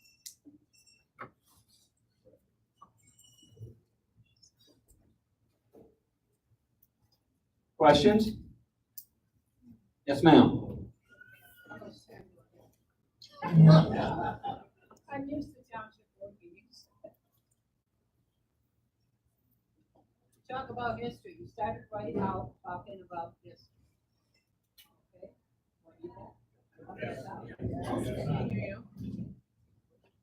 You began by talking about history. We have history. If you look at any of the old books that show the old buildings, then there's real history. There's old town history. You're not going to recreate that. I'm sorry. It would be great if you could, but it's all been torn down or moved to the historic. I'm really disappointed that you couldn't find architects and engineers from this area. We are the center of Michigan. We have the capital of Michigan. And yet we have to go a ways away to get architects and engineers. Nothing against you gentlemen, but that's disappointing. The gentleman that said, a nice bearded man, young man there, that Hamilton Road is 3 lanes. I lived on Hamilton Road for 19 years. I never saw a 3rd lane there. It's 2 lanes. It's not 3 lanes. I was shocked when you said that. Oh, yeah. I'm also wondering what consideration is being given to the homeowners on Hamilton Road. Because just behind your little picture there, all the way to the west end, there are private homes. Many of them very, very old. The first platted subdivision in Meridian Township is on Hamilton Road in that location. I don't know if any consideration is being given to that. I'm sure you're going to eliminate the no left turn off of Okemos Road on the Hamilton Road. I knew that. I saw that coming. I'm not happy about that. I don't live there any longer. I live in Hazlet now. Okay, but I still have roots there and I care about it. One more thing. Do people, I'm not a traffic engineer, and I respect Mr. Conklin and all of you, but do you people understand where all those people on Okemos Road are coming and going from and to? A lot of them are going to the freeway. There's not that many places to get on the freeway. You can do it in Williamston, you can do it in Lansing, or you can do it off of Okemos Road. Right. And a great deal of that traffic is because of that. And you're not going to fix that. Nope. I don't think, unless you have some generous person from the highway department. I sat on Mount Hope, facing the light on Okemos Road at 5:30 in the afternoon on a weekday. And I wanted to turn left and go north on Okemos Road. It took me 5 lights to turn left. I don't know that putting in 2 more stoplights is going to fix that. I think it'll make it worse. Just my opinion, okay? And I think some people need to have you point out where Moore Street is, because they don't seem to know.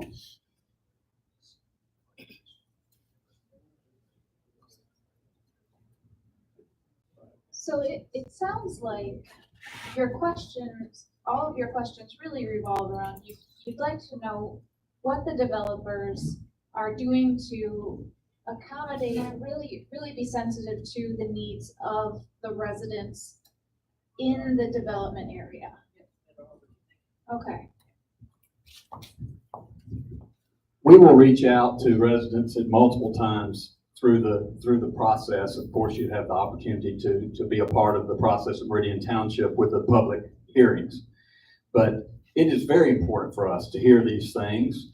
Understand that our decisions are made based on research, based on science in the case of the traffic study. So it's not an emotional decision for us. It's a business decision, and it's research based. So we'll always provide the source of that research and try to give facts to back up any positions that we take in the project moving forward. I have one more question from here, and then I'll take more questions from the room. How are you dealing with the reality of the periodic flooding of the Red Cedar River in this area? Will you be building in any floodplain that will cause you to do off-site remediation? My mantra I've adopted on this project, told Chris Buck and staff this, is at some point you've got to circle back and get focused on getting a project underway. My mantra is one block at a time. So we're focused on Block E right now, and one of the reasons we're focused on Block E is this is where the hot spot is on the environmental cleanup that needs to take place. It's also not in the floodplain. Neither is the block north of it. So we don't engage the floodplain in the block that we're currently dealing with. As we look at alternatives and options as we move into future development, that's a factor that we're going to have to consider. There are ways to address that, but the project that we're currently working on does not engage the floodplain, is the simple answer to what we're talking about tonight. Yes?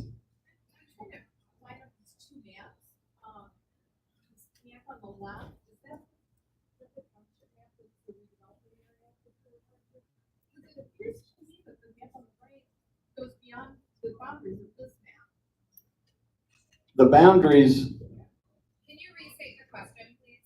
Yeah, I'm just with the mic, or have Will restate it for us. I'm just trying to get a better understanding of the two maps, because it appears the map on the overhead goes beyond the boundaries of the map on the board. It does. And so I'm just not sure like what the boundaries are and if you're going beyond those boundaries and high density, and thank you.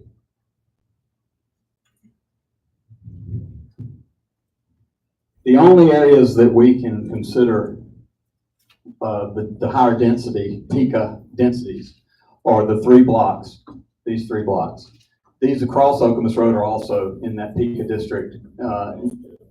But we're not doing anything with those blocks right now because we've got this sea of traffic that divides us.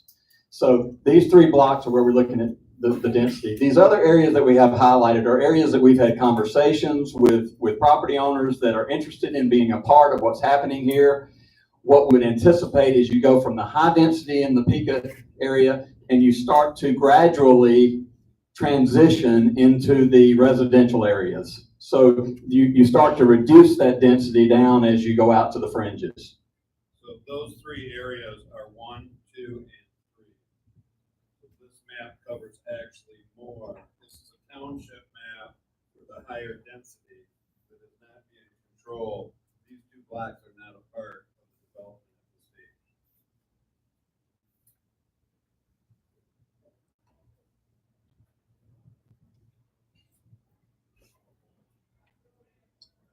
Will you need to use on-street parking to meet your parking requirements? If so, what will you do to make the streets safe for non-vehicular use? Will you propose making any of the streets one-way only? Exist concerning parking after the presentation? Did you address that, that question in whole, do you think? Do you have questions concerning parking after that? Yeah, I'm just curious with 5 floors in residential, 4 residential floors, maybe they don't have vehicles, or maybe every one of those apartments has at least one vehicle. I don't know how they all fit in the building. She said with 5 residential floors, she's concerned about how I don't know how many residences that would be. all of those residents with their vehicles would be accommodated.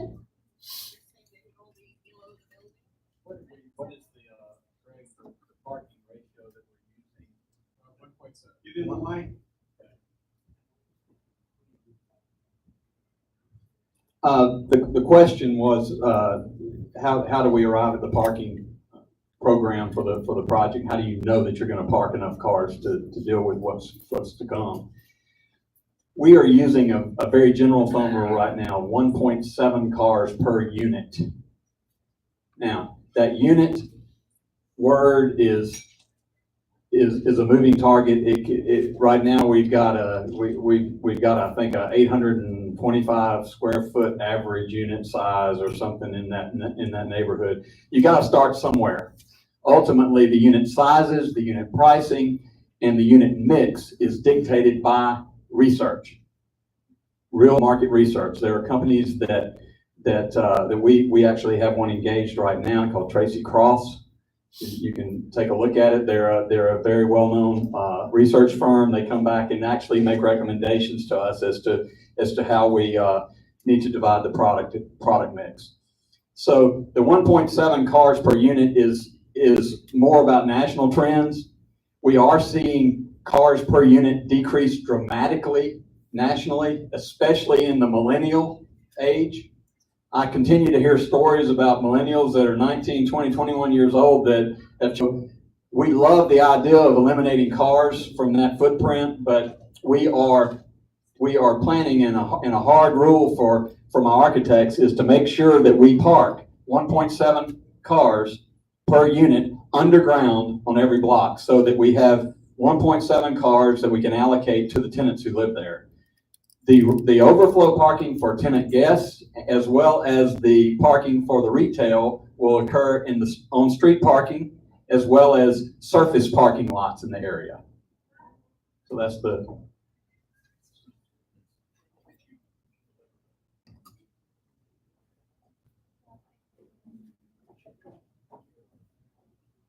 Thank you. So to be specific, in Block E, Phase 1, first block, how many bedrooms are proposed for that particular block? Not units, bedrooms. Rough idea. You have to have some rough number for this block.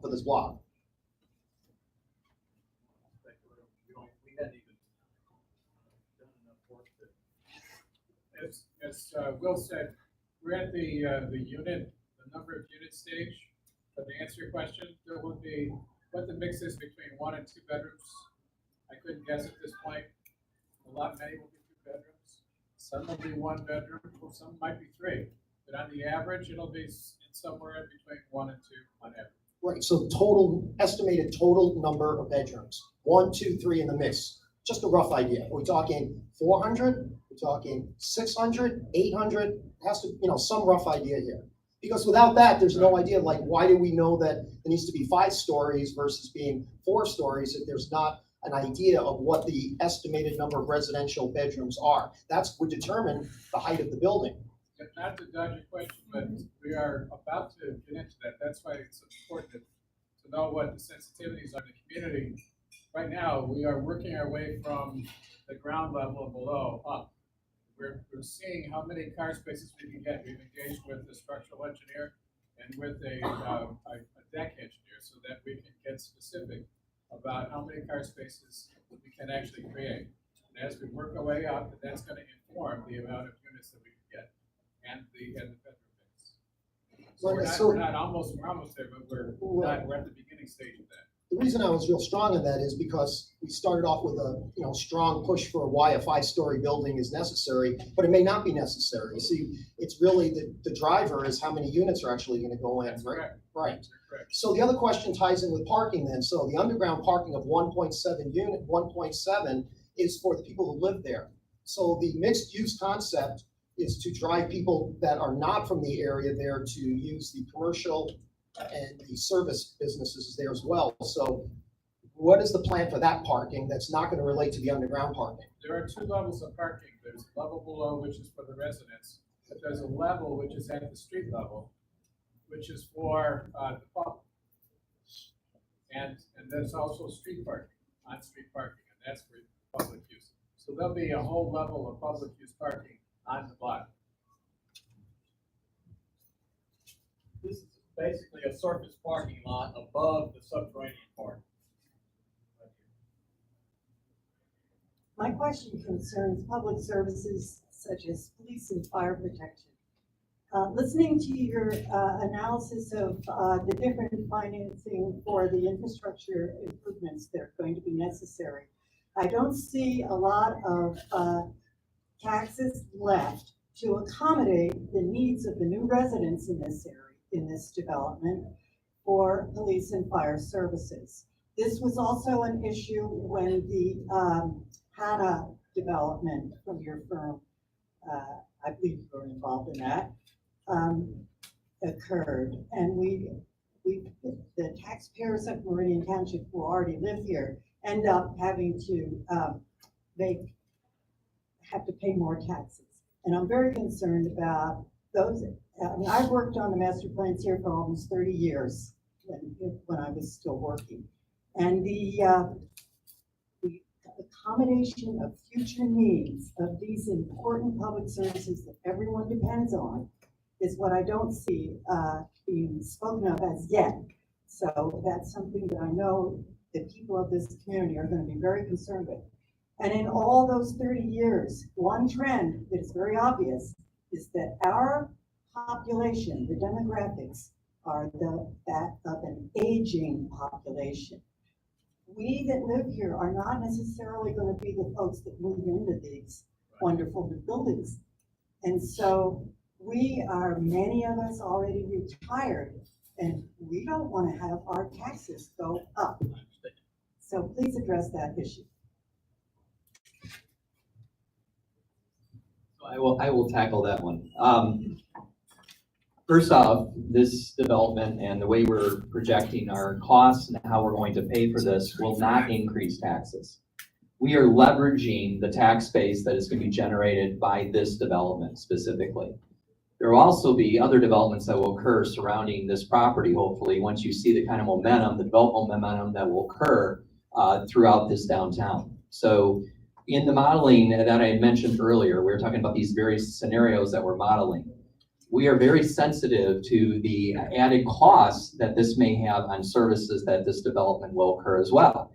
So the reason we're actually doing 3 models. I spoke specifically about 2 models. The first one being what this current downtown looks like today. What is the tax base and what is that actually paying for?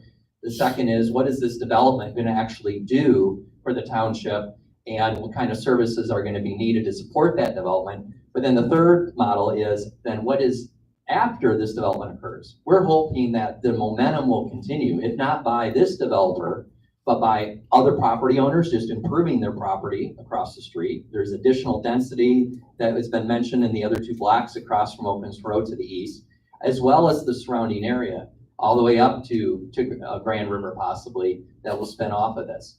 So in that modeling, we will know what kind of requirements will be made. And what we're hoping to do is, in this process, is allocate a certain percentage of funds that will go to those services.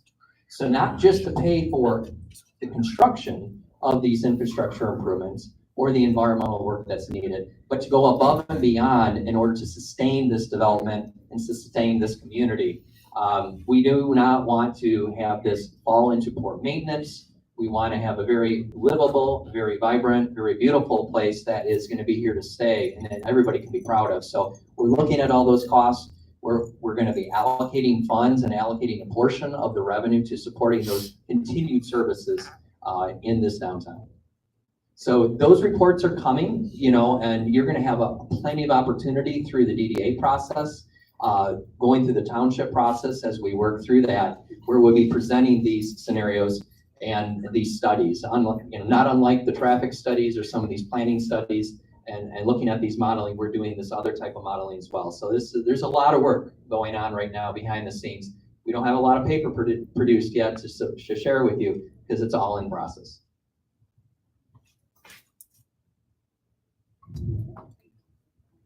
I have a question. What would prevent this from going forward?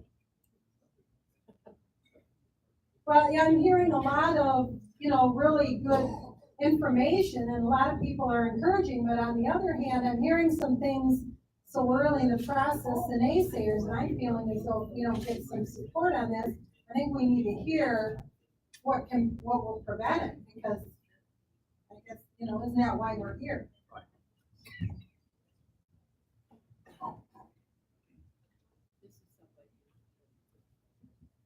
Response to Renee's question. There are many things that can keep this from moving forward, but this is why we move in a sequence in our due diligence process.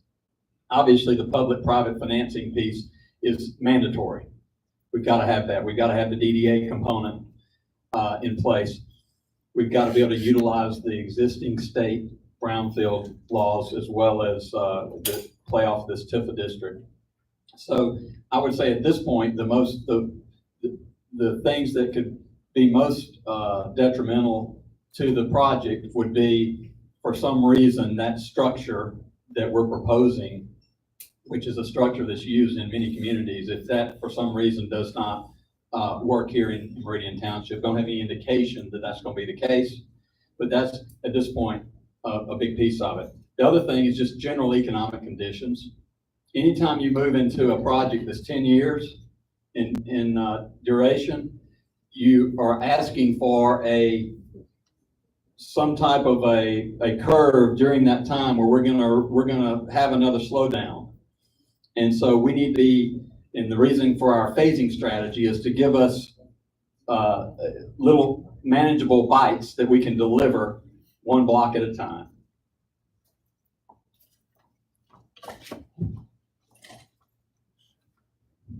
Thanks. I'm new to this proposal that's being going on here, but I'm not new to Okemos.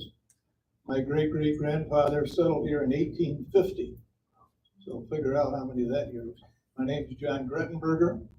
Our family's been in business here for 100 years and still are to a limited degree, but there used to be many, many more of us involved in business in this area. I like what I see here tonight. Now, I have not been exposed to what has gone on before. This is really my initiation. And I like the way you've approached it. I think you've approached it like a serious business consideration should be. You've got people here representing the township. You've opened the doors. This is, in my case, an opening door for a long-term resident, and I'm one of them. We all have experience with working with the township here. They have an excellent planning department, and they're really, their business plan people there are outstanding. They will get into all these questions, let me tell you. Oh, yeah. And they will ask them, and you will have to answer them, or you won't go anywhere. I am really glad to see the kind of things you're proposing here. I'm disappointed that you're not doing 2 blocks instead of 1. I think the block to the north there, in which I was born, right about the center where it says future use, we had a house there, 4707 Okemos Road, and I was born at home. But there's less trouble on that block in terms of getting all of the properties that you need. There's less things being used there. They come down a lot easier than some of the others. And I think you need at least the first phase of this to get going fast. Because the town and the area around it needs it, they will support it. If you had two instead of one, you'd get a lot more support and a lot more people like me willing to stand up and try and help. But it's a great start from what you've told us about doing something that is very much needed and would be respected, I think, by the community. So I, for one, am glad to see it. I know there's a lot of questions to ask, and some of them are really important, some less important, but they'll all get addressed down the road. So thanks for a chance to say it.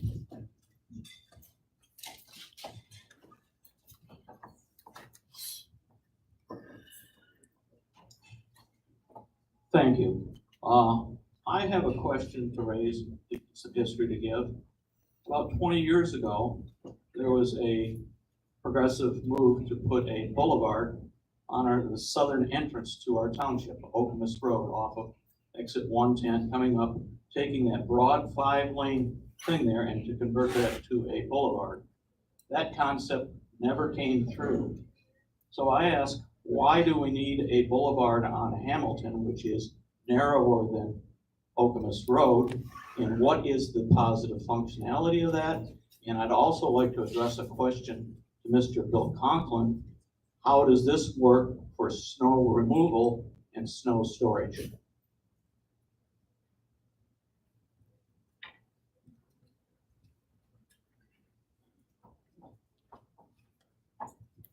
Thanks.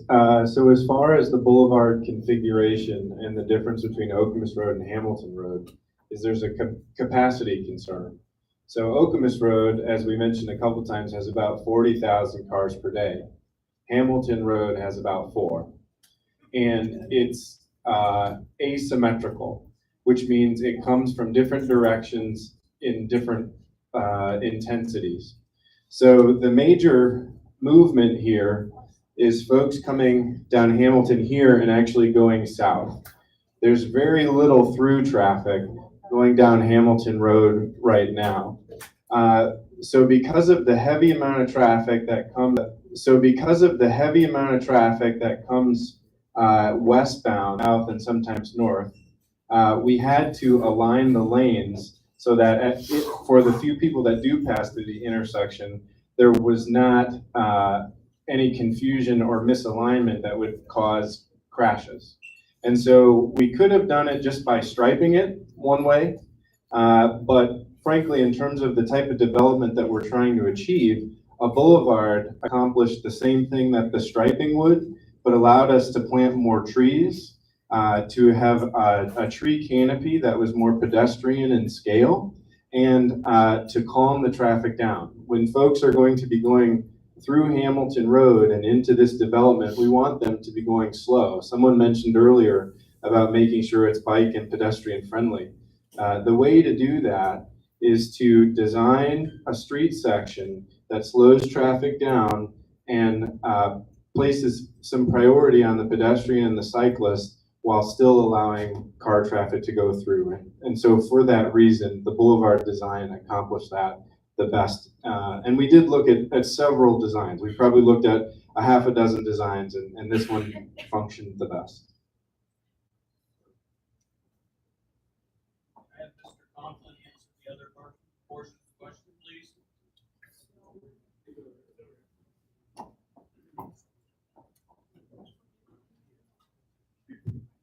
Somehow I knew I wasn't going to slip out of here without answering the question.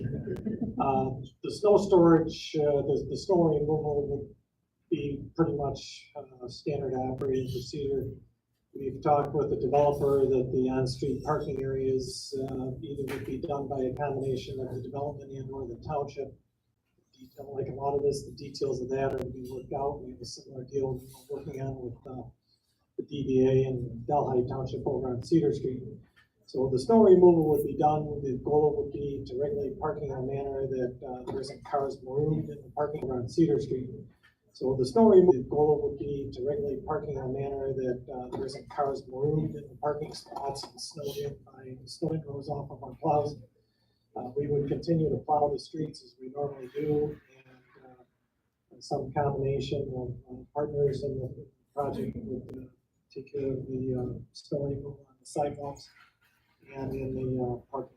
So again, details of that to be fleshed out as we go along.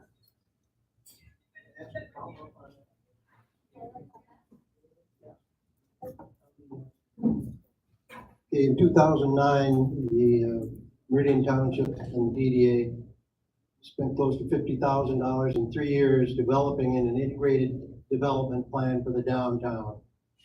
They did an exhaustive traffic study with 7 different plans. The only one, and the one that they recommended, the only one that would actually improve traffic at all was a roundabout. I'm wondering why this is being addressed. And as far as the cost goes, they found enough money to spend $100 million to build a underpass on Farm Lane Road for the 6 days a year when Michigan State has home football games. I'm sure our government could come up with plenty of money to make a perfectly good intersection there, but without addressing that traffic problem, you're just going to make this more dangerous. There's more people walking on the streets, just inches away from 40-mile-an-hour cars. I lived there for 4 years. When it's raining, you get completely doused with water. When it's snowing, you get covered with snowplow stuff. So I don't think it's a viable plan the way it is now. I applaud your efforts. I think it's great that it does need development with the walkable community, but we have to address the core issue of the roundabout. That was the #1 recommendation, and I'm wondering if any of the builders or the planners have looked at this document. You want to talk about the roundabout? So, roundabout, first off,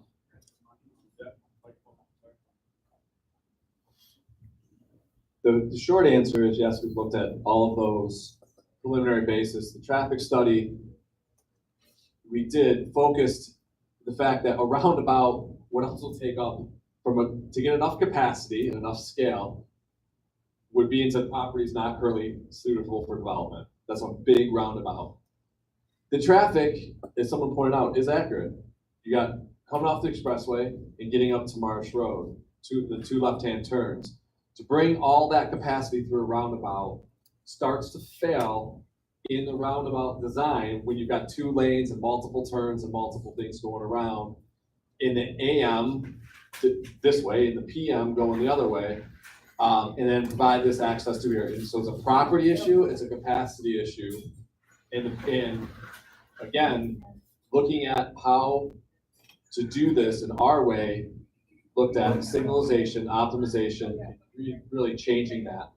A roundabout, in addition to that, makes it very difficult to move pedestrians and cyclists through the roundabout. You end up bringing them around to the corners, which doesn't make a very pedestrian-friendly intersection. So you add all of those up. We did look at the study. We'll look at others. We'll continue to look at it and refine this over time. But our idea is this with the signal optimization, 2 left turns, straight through with the median, and the pedestrian scale, pedestrian access is the most viable to do it this way.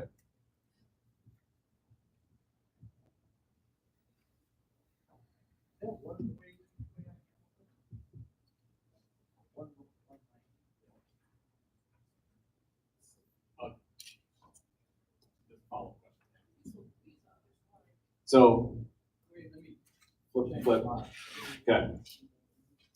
So, Hamilton, obviously 1 way on either side of the median. Parking through, left turn, through right turn, parking past the offset in the building.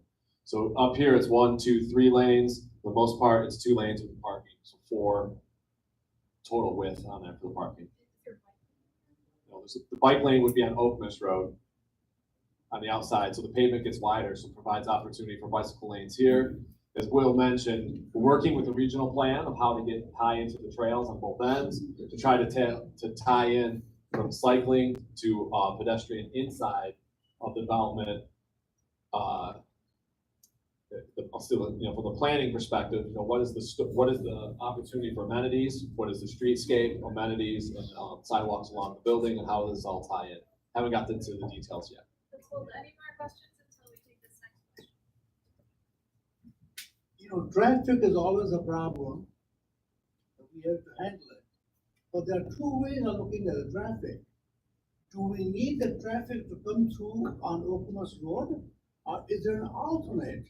Just like our friend said here, it took our far lights to go through Mount Hope. But if the Mount Hope had gone all the way through to Dobie, those are doable paths. It will take a lot of work, but they are doable, just like Okemos. What we have done so far, I do see light at the end of the tunnel. Things are really looking good. Same as somebody else also mentioned about the traffic for MSU on a football day. But there is no reason why they are coming on Okemos Road, because Hackathon is the center of the road that goes to MSU. We should be able to work with the highway. I know they're not the easiest people to work with, but it is a doable task. All we need to say, sir, let us see how the way of traffic pattern moves. We got the cars coming through there, they will go through Okemos Road, turn left on Grand River, cause a problem at Grand River, and go to MSU. Well, Hackathon is a beautiful street. Create the ramp there. They originally had a plan, obviously that's why they put the extra lane. So I'll just say there are two ways of skinning a cat. And I feel we need to look at how can we divert the traffic, because we will have increased traffic. Thank you. Can I say one more thing? In defense of Hamilton Road, because all this is about Hamilton Road. We're gonna get rid of the left column. My house over there was built in 1890. There's some history on that road, okay? The house is on the south side, the backyard is gold. You ever notice the stop signs on Hamilton Road that everyone hates? We didn't request those, the Union County Road Commission came up with those as a solution to slowing the traffic. The speed limit in front of my house was 35. The average speed was 49. You're coming east on Grand River. At the end, you slide off onto Hamilton Road to get to Okemos Road, to go south to get to the freeway or Briarwood or wherever. And then people fly down Hamilton Road to get there. So the road commission put up stop signs. That's all they could do. We wanted speed bumps, no, yes, but anyway. If you do what you're proposing, the traffic on Hamilton Road, where the houses are, where the residents are, will be a nightmare. And those people will move out. And you'll probably go in there and build high rises, and you will lose a wonderful district from all. Okay, so we have time for about one or two more questions. I too live down there, and I take exception, number one, that is not the truth. Those stop signs didn't just randomly come up on Hamilton. And number two, as much as I understand that you used to live there, I still live across the street from the light in a house that was built in 1863, and I've been there 32 years. And I think rather than just focusing on what Hamilton wants, it's the best, highest use of our time to figure out what works for the whole community. And I think that is why everybody is here, is to work on the whole community and not throw distraction devices in to try and sabotage something from somebody that's negative.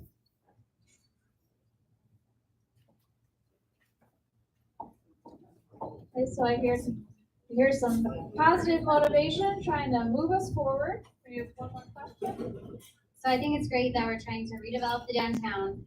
My question is, depending on how many people, how many families are moving in, how many children are we expected to see coming into our schools? And do we currently have the capacity for potentially new children? It seems like the school that my kids currently go to is pretty much at capacity. And how are we going to deal with the school situation if we're drawing in all of these new families to the district? Has that been thought about at all? Who would answer that question? In attendance from the township, perhaps?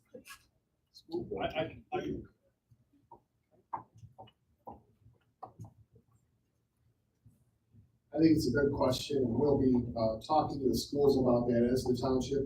Maybe that will lead to maybe Warncliffe being reopened, which everybody wants. That'd be a great thing. I just want to say one thing. I'm not speaking for the township board, I'm speaking for myself. I've been through this issue on a grander scale when I was in St. Joseph as the manager. We had a 400-acre on the river contaminated property that wasn't a core community. And I can tell you that we took great lengths because we had to either move the community forward and do something. And you know what Whirlpool said? Do something, even if it's wrong, do something. Don't let the blight stay here and continue to be a cancer on the community. And that was 400 acres. This isn't 400 acres. But I can tell you that we have to, now don't get me wrong, we have to work with everyone. We have to do what's in the best interest of the community. But if we don't do something, the blight that we have, and I've only been here for 5 years, Mr. President, so I appreciate your comments. Well, thank you. But I'm telling you, if we don't do something to move this property forward and the property up in Haslett, it's not going to be pretty on this community. Look at the study from Duquesne University from the 1980s that said when you lose the core heartbeat of your community, when the core commercial area property values decline, there's an equal decline of residential properties and the school systems surrounding it. It's a great study. We use that study in St. Joseph as good as solid empirical data to move St. Joseph and Benton Harbor in a different direction. You know what we did, St. Joe? We gave Benton Harbor 55 front property. You don't think that drew a lot more people in this room? And I can tell you what happened. Today, there's the Harbor Shores development. It's redefined the entire community. And who was a naysayer on giving to Benton Harbor? I was one. They didn't listen to me. Thank God they didn't listen.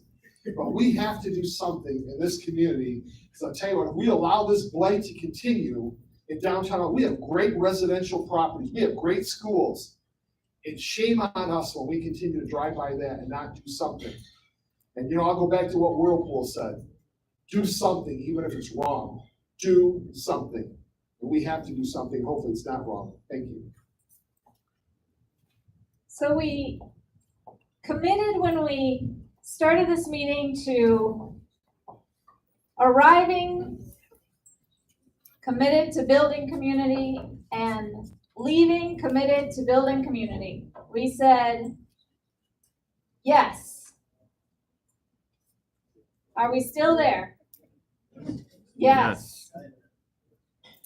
We were presented with a very detailed plan that acknowledged all the answers are not there yet, but that there are a lot of very complicated things that they are also very committed to looking for solutions for with the community's help.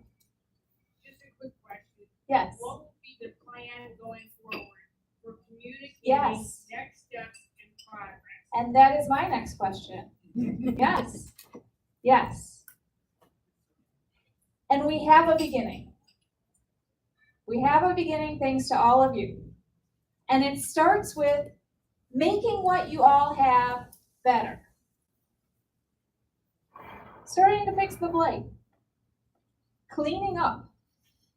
So my next question is, let's do a refresher of the next steps. Will, can you give the community just a quick refresher of what is the next ABC 1, 2, 3 of what they can expect about what are their next convenings, what are the next steps for you all, when the next feedback, opportunities for feedback might be, what does progress look like?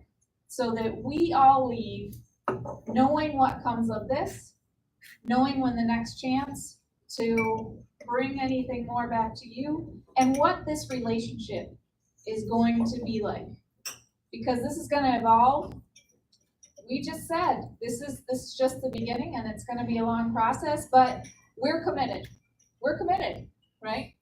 Okay, so Will, tell us where we're going. Next steps, I would like for the Four Corner Group to identify someone or small group of someones that become the conduit between Four Corners and the development team. I wanted to take in everything that was shared and said tonight before I came up with any kind of definite proposal as to how I want to engage this group. I think that this group brings tremendous value to the table for us as developer. And I want to utilize that, and I want to organize that. So what I'd like for you to do is to identify who that person is, and then let us work directly with that person or people to come up with a plan, a timeline as to how we're going to engage this group on a regular basis. What we can do is be specific about, as we move through, what we're engaging you at the specific time in the process. Some of you are going to be interested in participating in every stop. Others might want to wait until we start talking about who are we going to put in that retail spot at the corner of Ardmore and Hamilton. So all of that's valuable to us, but we've got to move through the process in a sequential way that makes sense for us as a developer. Also, we're getting started with the site plan approval process with the township, and you'll, of course, all be prompted to be involved in that process. My goal as developer is for none of you to see anything for the first time in a public meeting. I want to make sure that we engage this group to have regular sessions that are spent talking about productive things in this process, because it's going to take us all. I need this group to support, not to be against me. So that's my goal. And so I would like a conduit identified by the group that we can continue to have with. Okay, so you have your charge, community, to come up with contacts, conduits, to serve as the messengers and to work group.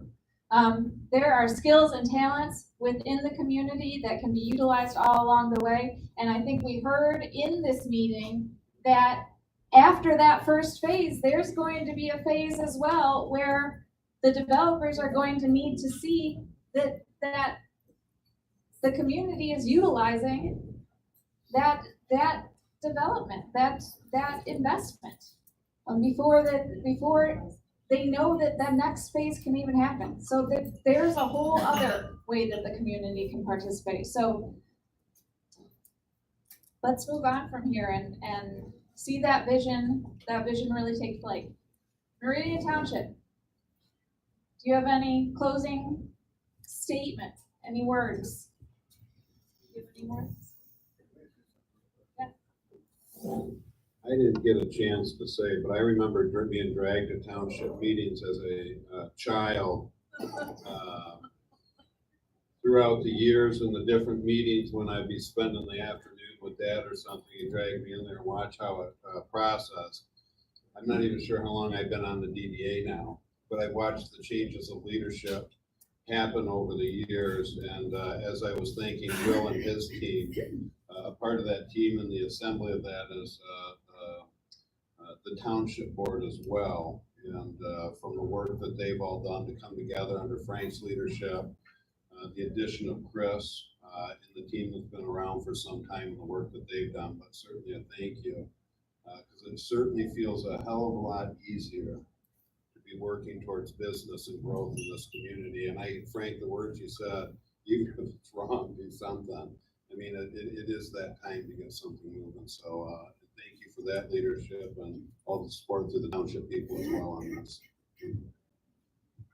Thank you, community, for your time and your work. Thank you, everybody, for coming tonight.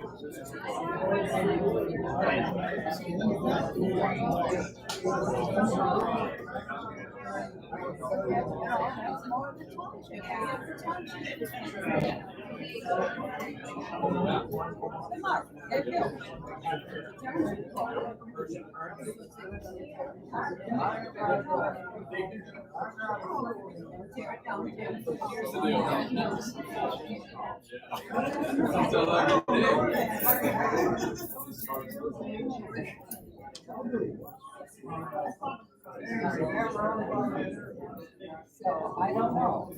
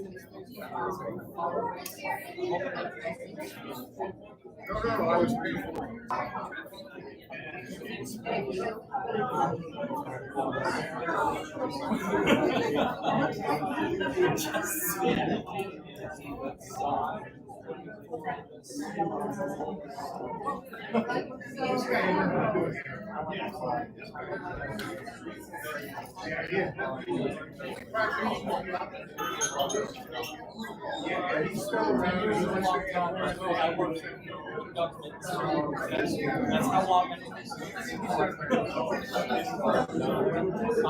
I work for a software company. We sell to the state. So.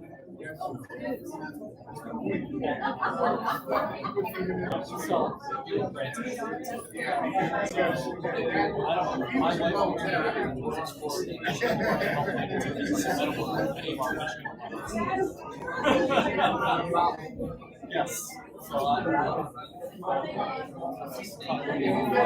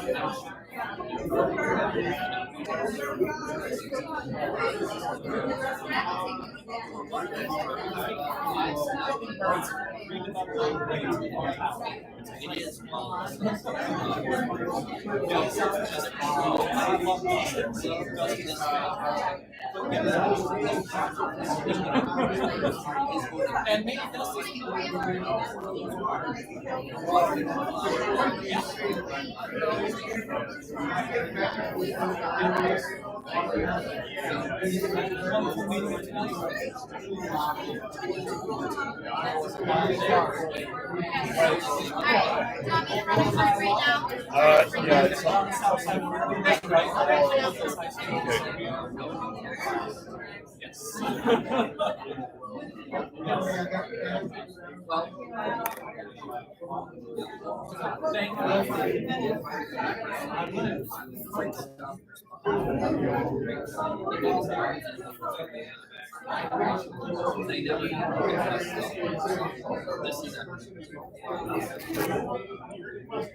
Do you know, you decided to Facebook, I started a Facebook Live from the group. So what should I do here? I don't really need to say it, do I?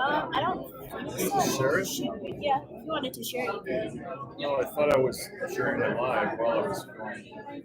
Was I sharing like the archive version of it? Is that? I think you'd be sharing the archive version because when you go live, people that follow the page will get notified, and so they're able to see it and watch it. And then. Okay, this is all kind of new to me. I appreciate you doing the recording and all of that. Yeah. So. Thank you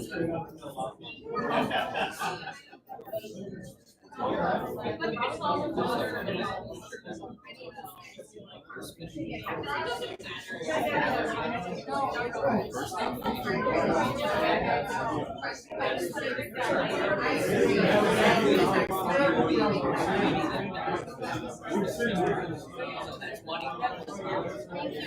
much. How'd it go? I think it went good.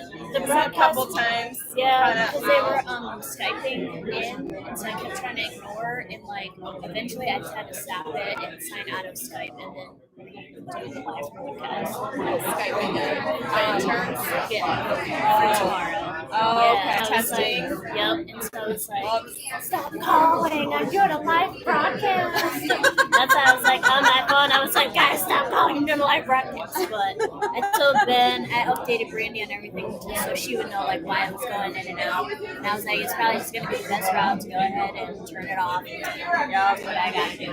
But I think his YouTube live stream didn't work at all. Yeah, he told me that, and I was like, I've never done like light or a backup. Yeah, me neither. I have no idea. And then I'm glad you had the camera. Yep.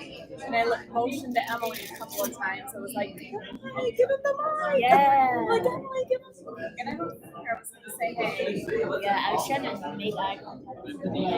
Yeah. I'm like, can't hear a word. No, I was in the back, so I was like,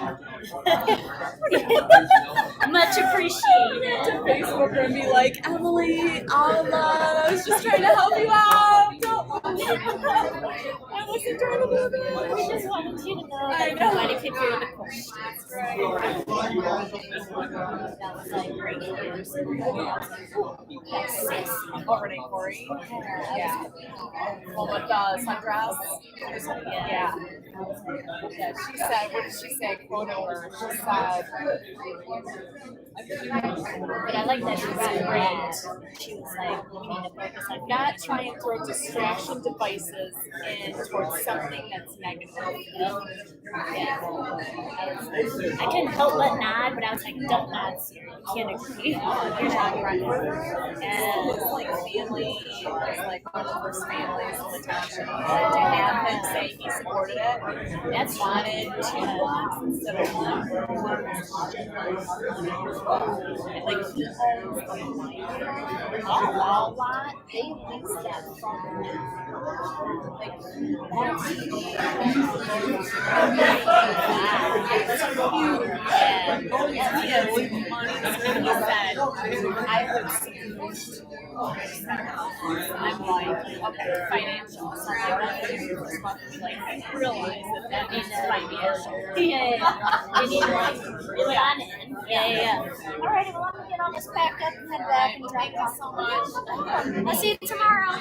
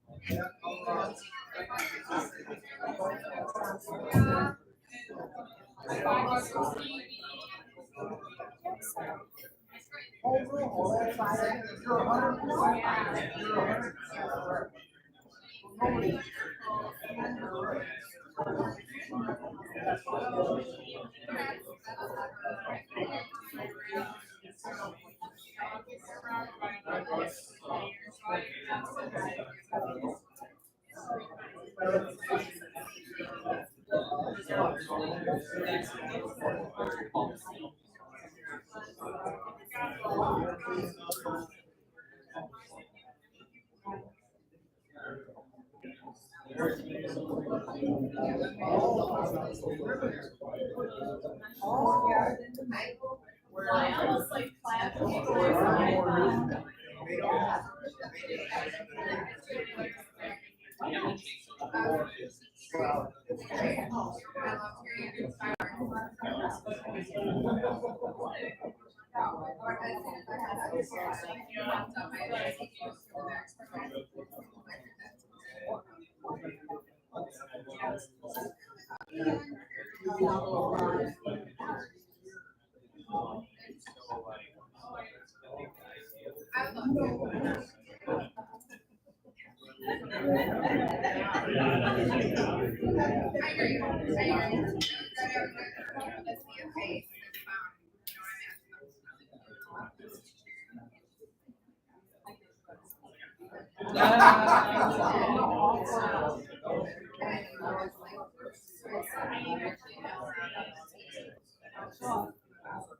I'm not the traffic guy.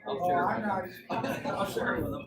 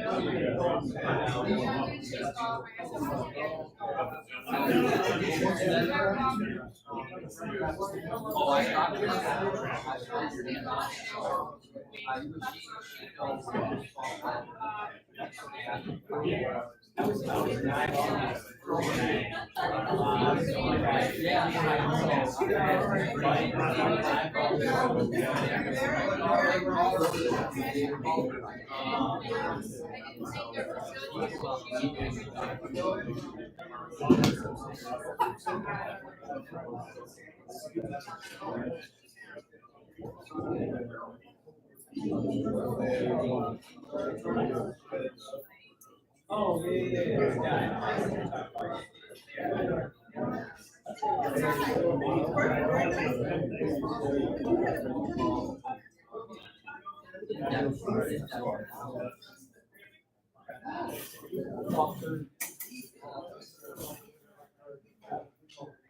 Let me know.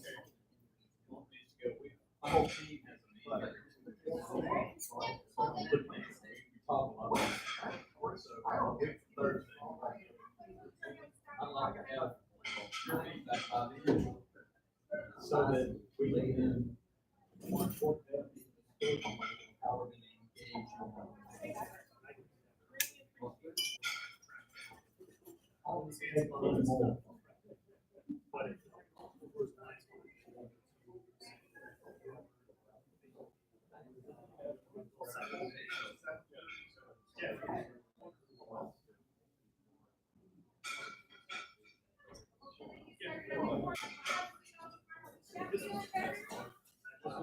like we could have.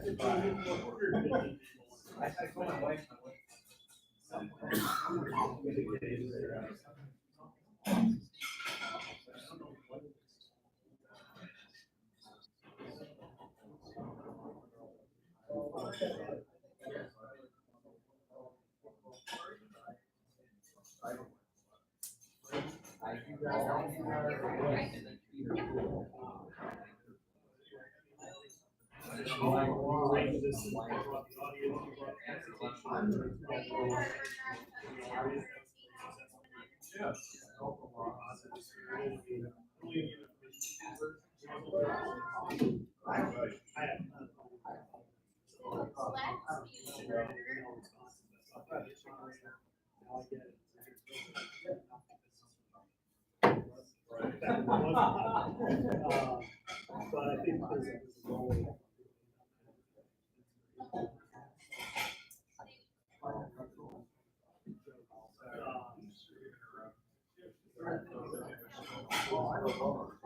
I don't even know what's about. Yeah. But, making sure the audience is prepared to receive the information. Because I think if we were to call it itself,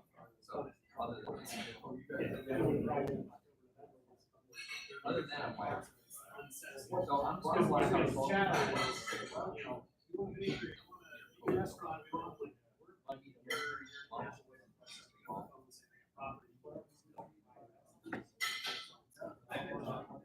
yeah, no, and I've seen on Facebook, I got content, business cards. Put it down to fantastic. Oh, yes. All our creative space, like we're doing for Douglas, creative space for yeah, it's like that's all. So I'm gonna go out. Why not take it now? They've got a pop up. I actually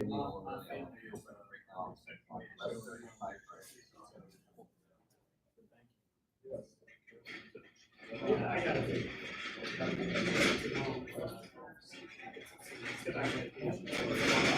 Yeah, that's like jumping right in front. Yeah, get home and immediately at 7:30 on the PDA meeting. You got to have the no. Yeah, later.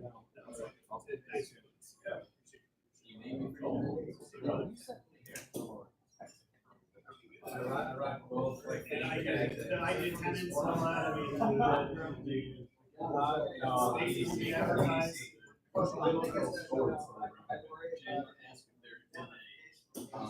Hazardous material survey done on the shopping center, because they're going. What do we need to get done?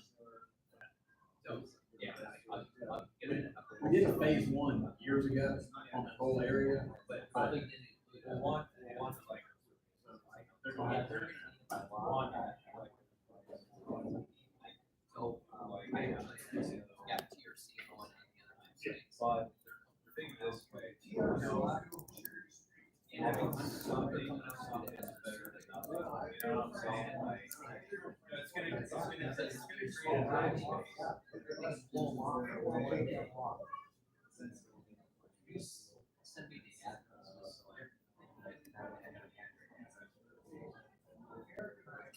So